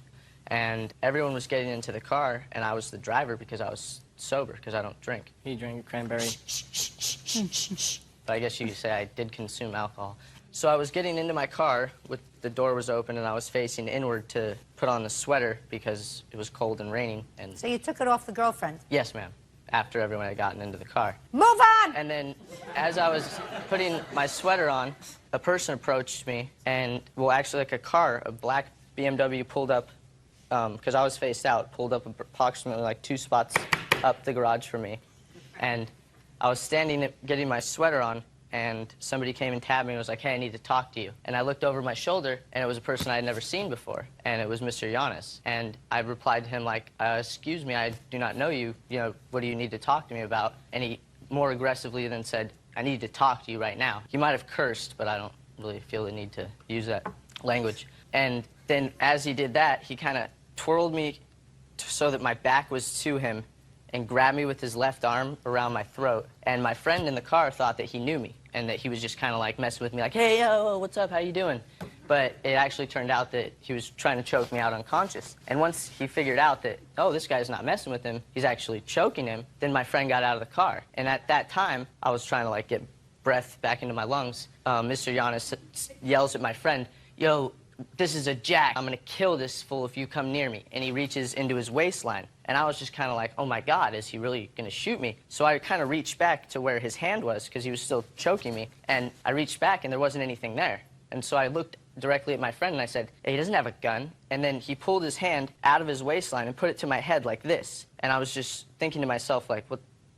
And then I went to spin out because he was still choking me. And as I went to spin out, he like grabbed my sweater and then the sweater got ripped off, and this is the sweater I was wearing. It's like all ripped. And as it ripped off, he grabbed me by 2 hands by my hair, which obviously isn't that hard to grab, and started to proceed to drag me towards the black BMW. And my friend that got out of the car grabbed my sweater. Fine. All right, let's move on, please. I got it. I got your picture. What I don't understand, Mr. Pecksy, is the following, sir. After this interchange happened between the 2 of you, irrespective of who I believe, there came a time when you were free and Mr. Giannis was in his car. Yeah, Was in his car. And according to you, this brute, who may or may not have had a gun, who assaulted you without provocation, was leaving. Now I want you to tell me, because I read your answer with some interest, what you did next. After I yanked my head out of his hands. Oh, your head's out of his hands, he's in his car, and he's moving away. And like he said, it was in a parking structure, so he had to go down, make a left, and then another left, and come back by my car. And I ran and grabbed a crowbar from my car, and I was going to get his license plate number. Okay, now that's what I want. That's what I want. So you ran to your car and got a crowbar. Yes, ma'am. In what hand were you holding it? The right one. And what were you doing with your left hand? Running. And you were doing this in order to get his license plate number? Because he was... Shh. Yes or no? Yes, ma'am. That's what you say in your answer. Now, in what hand were you holding the pencil? My cell phone, actually. What hand were you holding the pencil in? I didn't have a pencil. And in what hand were you holding a piece of paper in? I have a, type. See what you're doing with this? See? So what I want to know is, Mr. Pexy, how were you going to get his license plate number with a crowbar? Well, that running, was actually just running to protect with a crowbar. myself. I actually ran just over to the alley and stopped running. And then as he proceeded to come towards me, and the car swerved at me and ran over my... How were you going to get his then- license plate number, sir, which was your intention? After he ran my foot over, I wrote his license plate down in my phone. You have the phone with you? Yeah.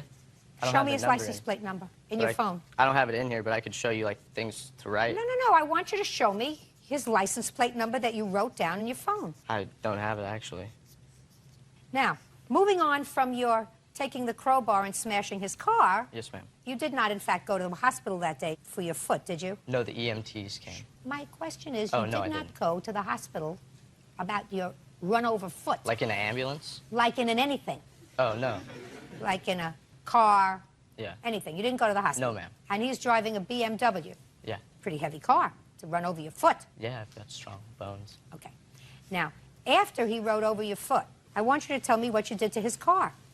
Well, I just hit it that one time as he ran over my foot, and then I went to fill out police reports and stuff. Yeah, and so it's your statement that you never went back to his car with the crowbar that you retrieved. Oh, I didn't. No. No. And you don't know who did. No. Can I see your bill for fixing up your car? You think I could do that to a car? It's on there also. Oh, There's fine, a little thank tab you. on there. Not only do I think you could, I know you did. I weigh like 135 Because, pounds. sir, that's why you used a crowbar. If you were a little taller and a little heavier, you could have used your body, could have kicked it, but instead you got a crowbar to take down his license plate number. All right. What year BMW is this? It's a sir? 94. It's a 1994. It's 13 years old. It's not worth $4,700. That's the damages from what the insurance gave me because the car was considered a total loss, so they wouldn't pay anything for the car. I have to actually fix it myself. Okay, so you fixed the car. Yeah, basically. You fixed the car. To be How much able did to it cost drive. you to fix the car, sir? All I fixed was the windows so far. And how much did it cost you to fix the windows? It was about $1,100. I don't have a receipt on me for that one. Okay. Mr. Yanis, I'm giving you $2,500 to cover the expenses that you incurred in putting in new windows and seeing the best you can do with regard to taking out the dents in the car, which I did see. Mr. Pexy, Yes, ma'am. you tell a very, very good story. Not a persuasive story, Well, I have a police report. but a very good story. You have a police report made by whom? West Hollywood Sheriff's Department. Based on what? This person that's actually suing me was convicted of a battery, non-desirous of persons, private persons, arrest myself. They didn't tell me anything about that. If you'd like to see it, you could check it out. You mean he was convicted of battery Yes, on ma'am. you? Yeah. Oh. Sir, it may be. You're not suing him for battery. Oh, I know, but why would I? You're not suing him for battery. Why would I He's go suing after you him? for vandalizing his car. But why would I go after him if I could have had him arrested for battery? I was kidnapped almost, and oh my.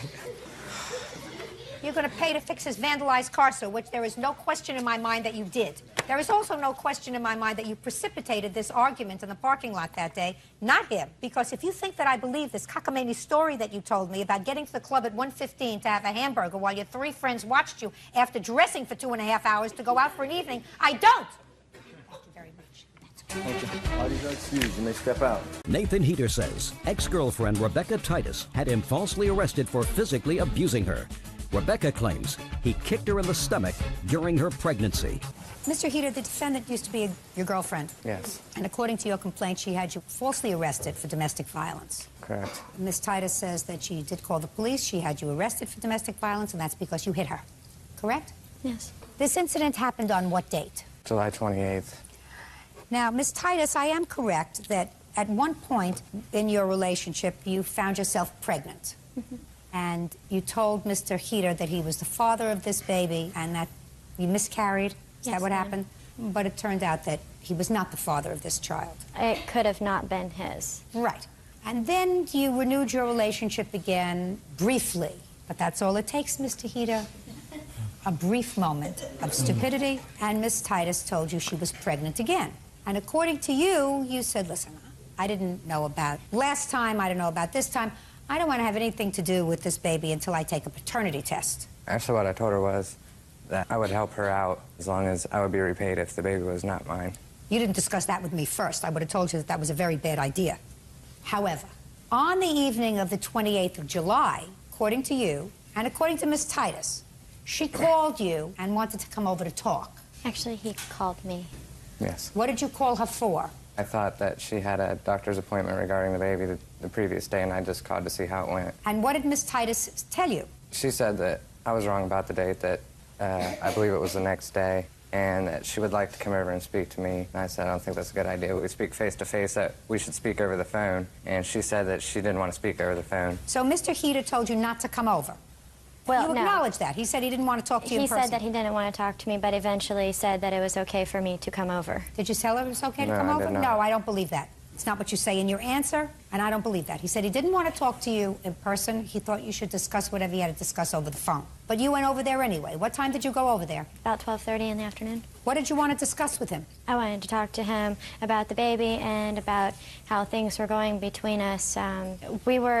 Before this, we were going out and doing things together, and like... Don't you people know anything about birth control? Yes, they don't work for me. They don't work for you? Yes.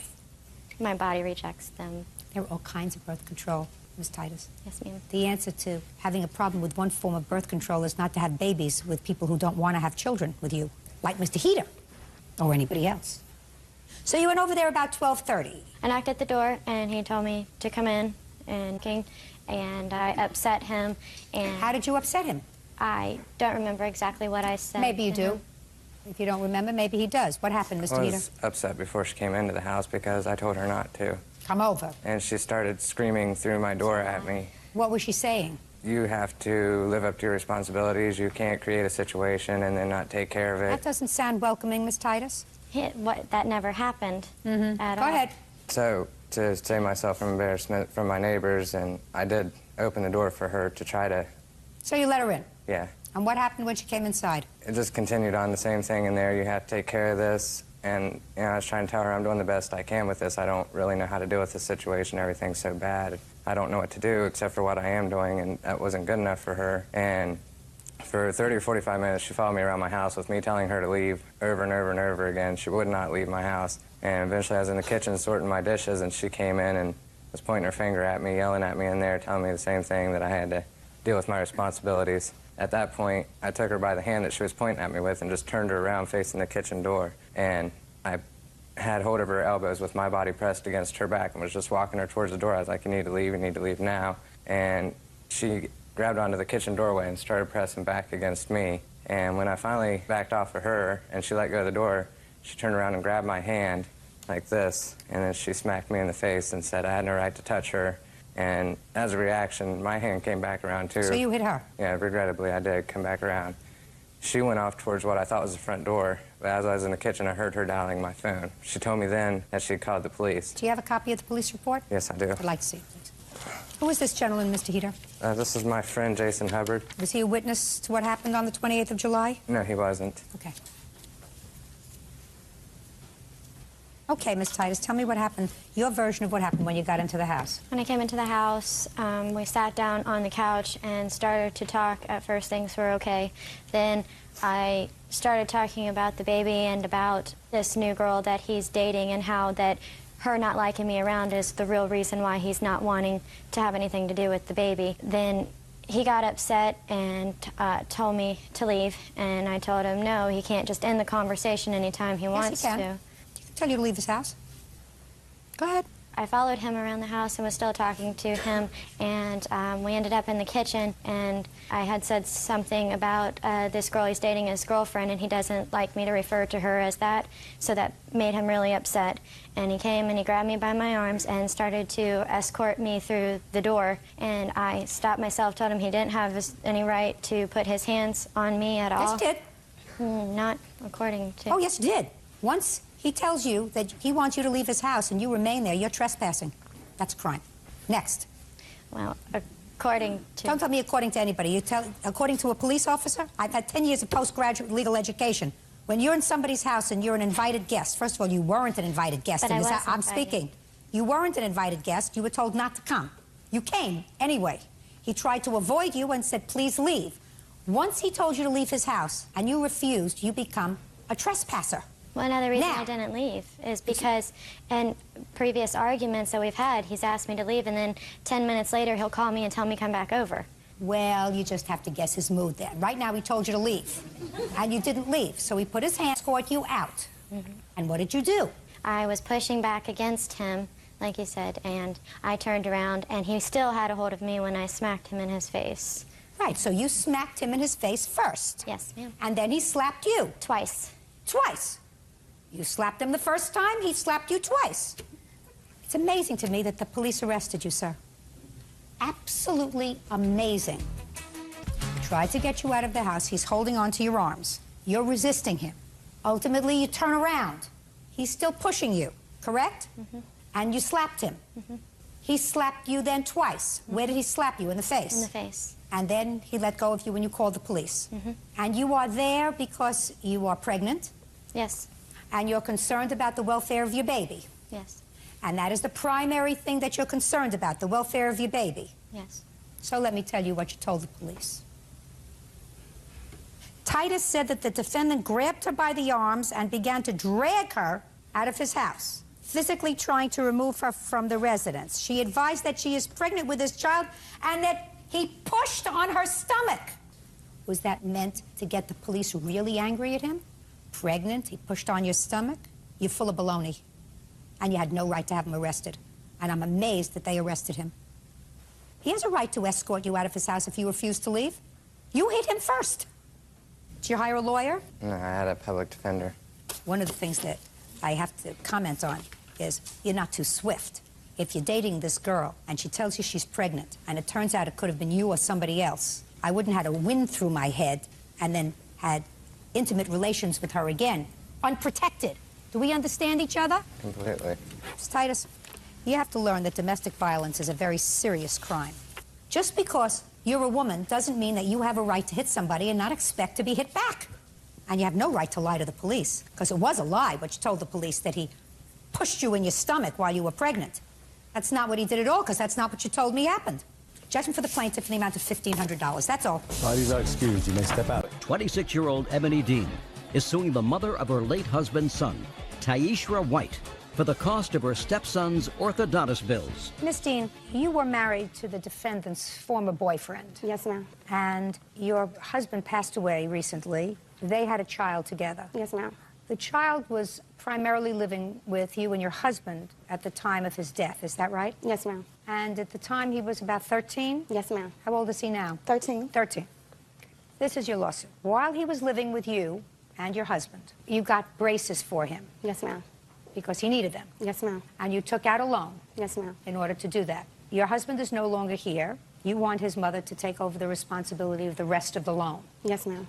And to that, his mother says she is not responsible for the loan because she never signed the loan papers. Correct. Okay. Can I see any paperwork that you have from the dentist? Yes. This is the recommendation to get the minor braces due to he had a... Just a second. Let me read. I can read it.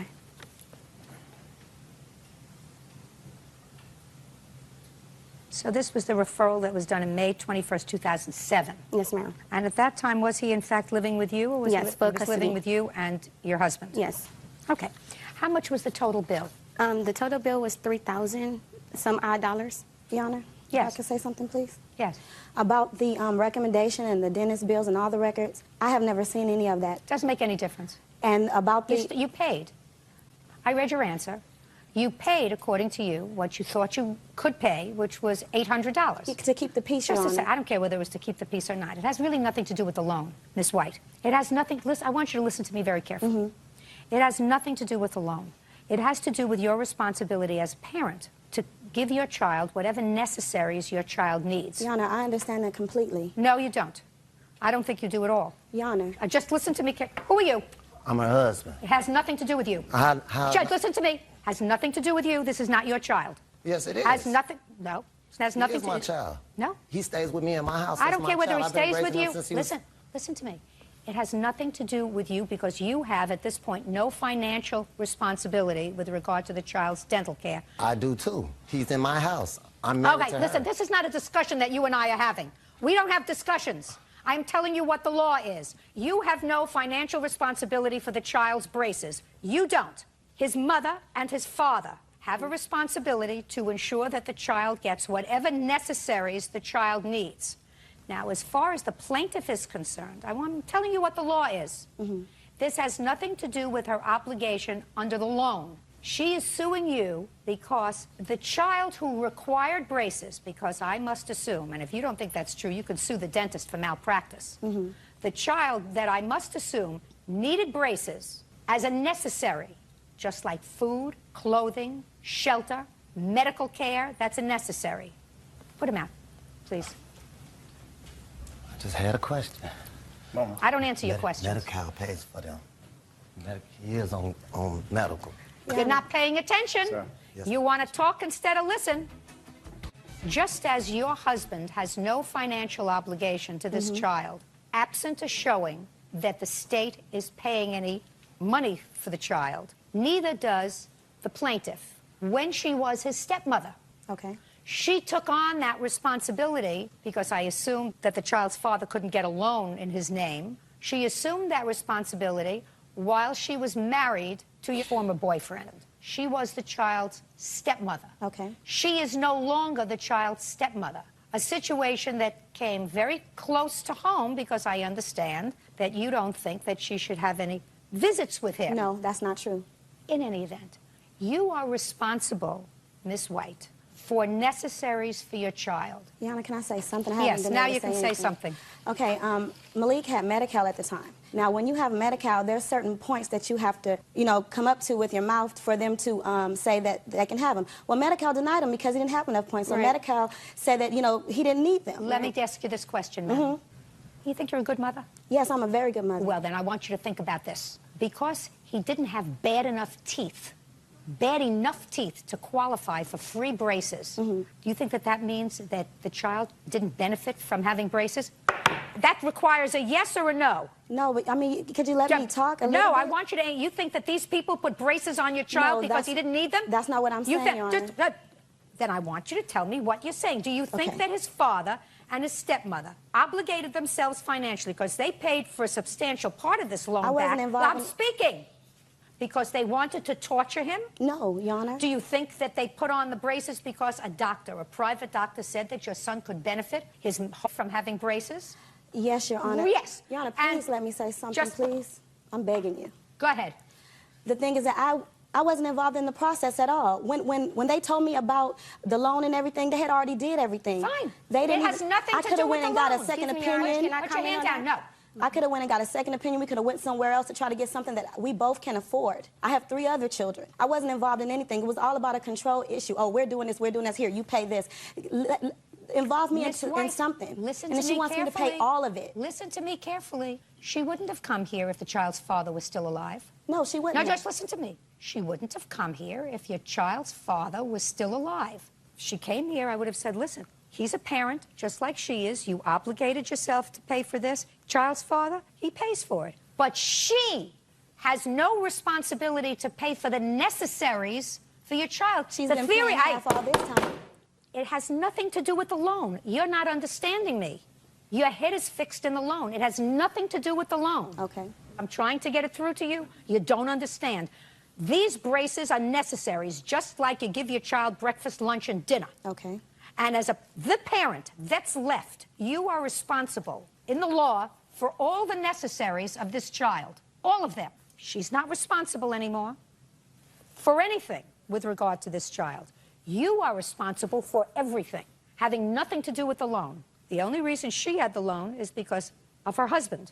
You are responsible for your child's medical and dental care, and there's an outstanding balance now of $1,127. That's your responsibility. And if All your of it? husband, all of it, all of it. So she didn't assume responsibility in paying half of it? It's not her. No, it's not her child. It's your child.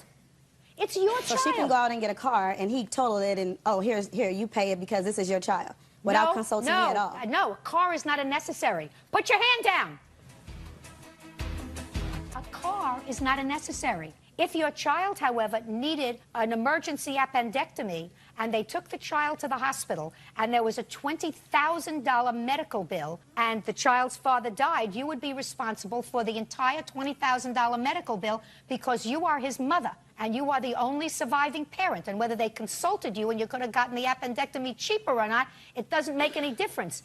It's your responsibility. You are his mother, not hers. So it would have been his father's if he was alive, but he's gone. Wow. That's the law. Judgment for the plaintiff in the amount of $1,127. Thank you, Your Honor. John White says co-worker Toriano Harris owes for injuring his eye. John says Toriano ripped his cornea when he tackled him at a party. According to your complaint, sir, you were at a New Year's Eve party. Yes. Mr. Harris was at the same New Year's Eve party, and you claimed that he was pretty drunk, and while not intentionally, while horsing around, he seriously injured your eye. True. Mr. Harris says everybody was sort of fooling around and butting each other. He didn't injure you. You were just fine. And he questions whether or not he exacerbated this pre-existing eye injury that you had. Right. What time did you get to the party? Probably around 12:30. Who did you go with? Kathy, Where had you been before? at another party. Who was driving? I was. Were you drinking? Yeah. How come you were drinking and driving? And got caught up in the celebrations. Was she drinking? No. Why didn't you let her drive? Wasn't thinking at the time. How much had you been drinking? Couple cups of champagne, maybe. Whose party was this that you arrived at 12:30? Another co-worker's, another friend. What time had you arrived at the party? It was a little before 12, about 11:30. Where had you been previous to 11:30? I live across the street, so I walked across the street to the party. So you hadn't had any alcohol before 11:30? Nope. Ma'am. And what were you drinking between 11:30 and 12:30? Had about 2 beers. Who did you come to the party with? By myself. Were you by yourself the beginning part of the evening? Yes, I was. That sounds pretty lonely on a New Year's Eve, Mr. Harris. Well, I had just got off work, and then I went home and found out it was a party across the street, and it was somebody who I work with. So I was invited, so I walked across the street. Okay, so now that we've laid the foundation of this evening, you were there by yourself, you had a date, you arrived at 12:30, you arrived at 11:30, you were sober as a judge. Yes, ma'am. Before 11:30, after that, you had a couple of beers. Tell me what happened at 12:30 when you arrived, Mr. White. I came in the house, I mingled a little bit, had some more drinks. Probably 45 minutes to an hour after that time of mingling. Mr. Harris here was just a little bit out of control. He was obviously way drunker than he said he was. He was so out of control that me and some of the other guests removed ourselves from the living room of the party to like the front porch, patio type area, holding the door, keeping him from coming in. He eventually got up there on the patio where he continued his behaviors. Describe his behavior to me, please. Out of control is the only word I can use. He jumping around, spitting liquor at us, loud, screaming. Got down into like a football stance and just rushed me. Describe that to me. Show me. What's a football stance? Out here? Yeah.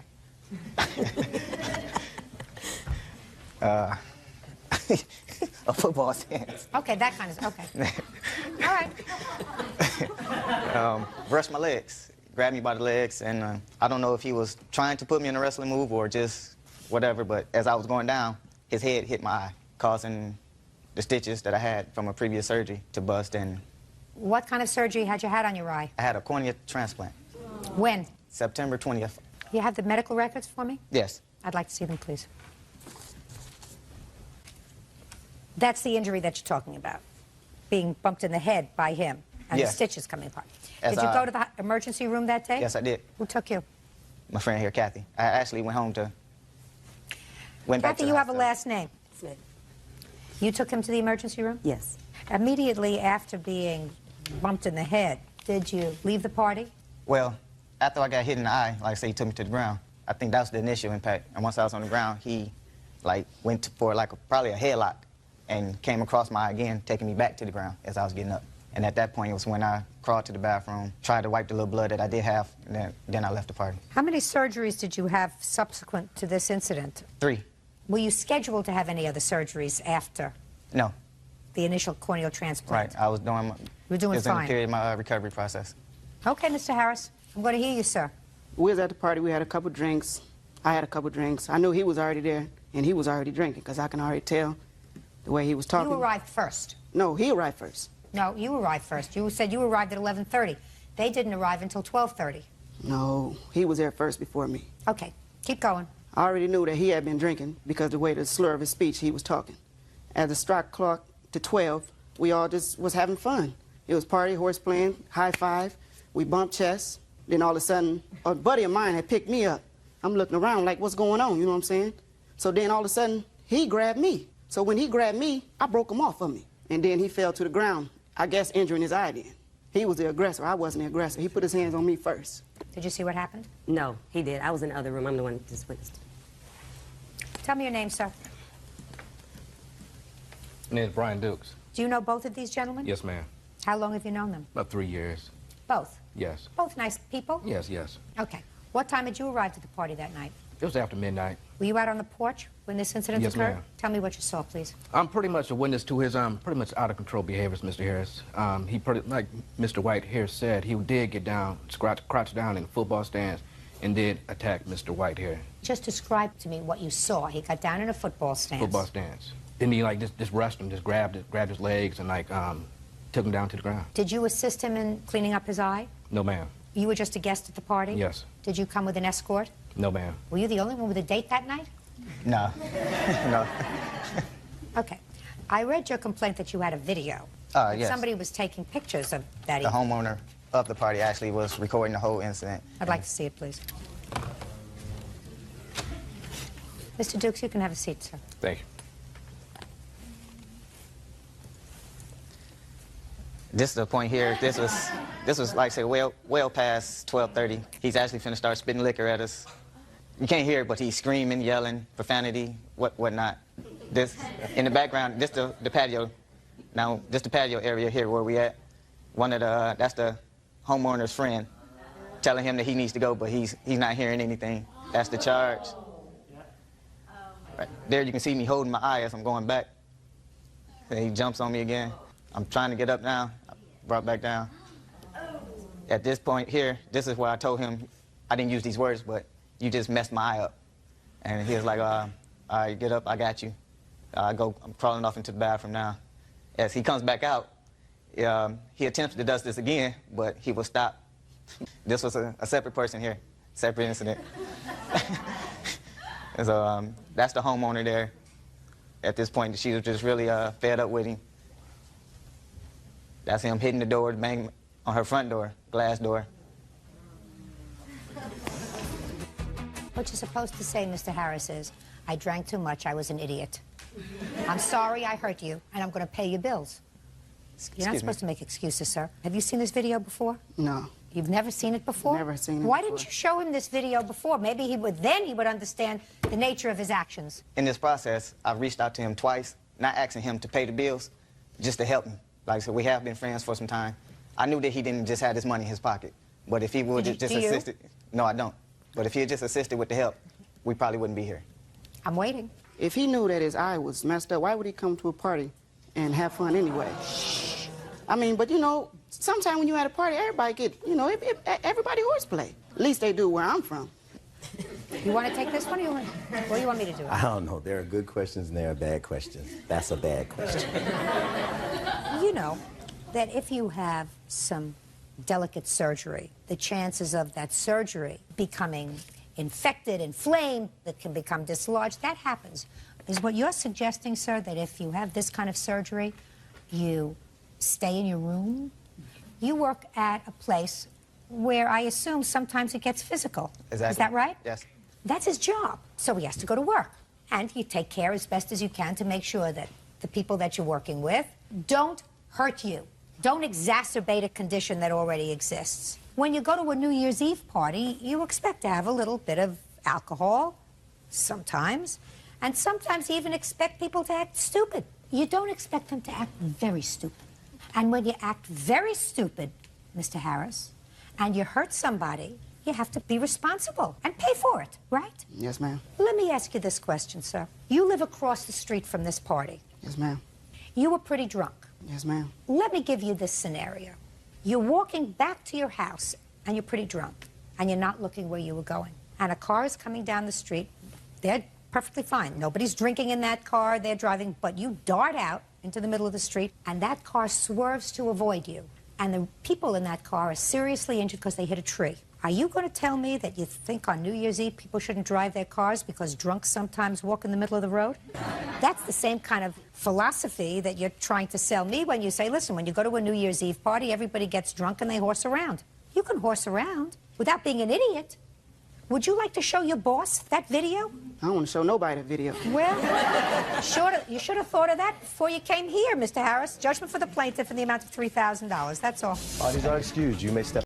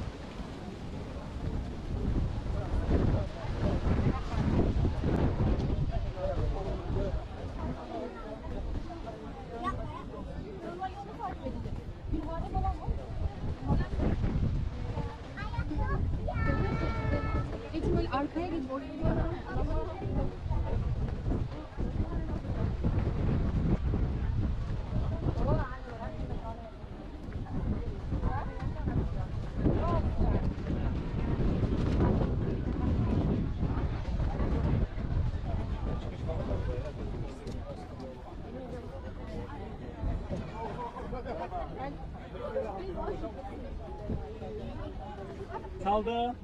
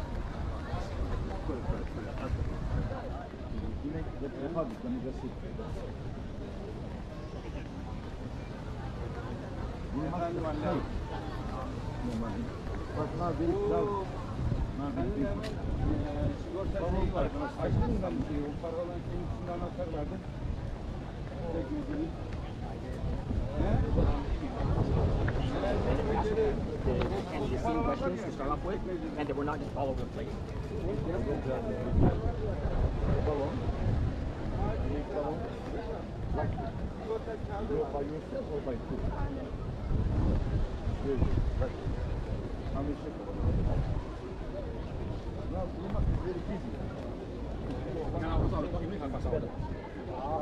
No, Really, just Friday, very, very busy, you know.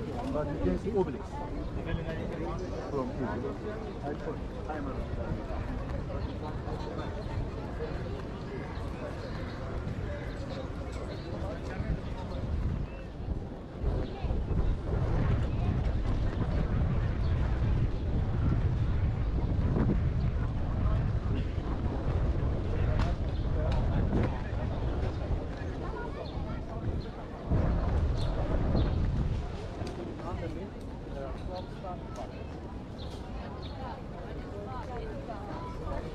Ya ben şunu söylemeye çalıştım.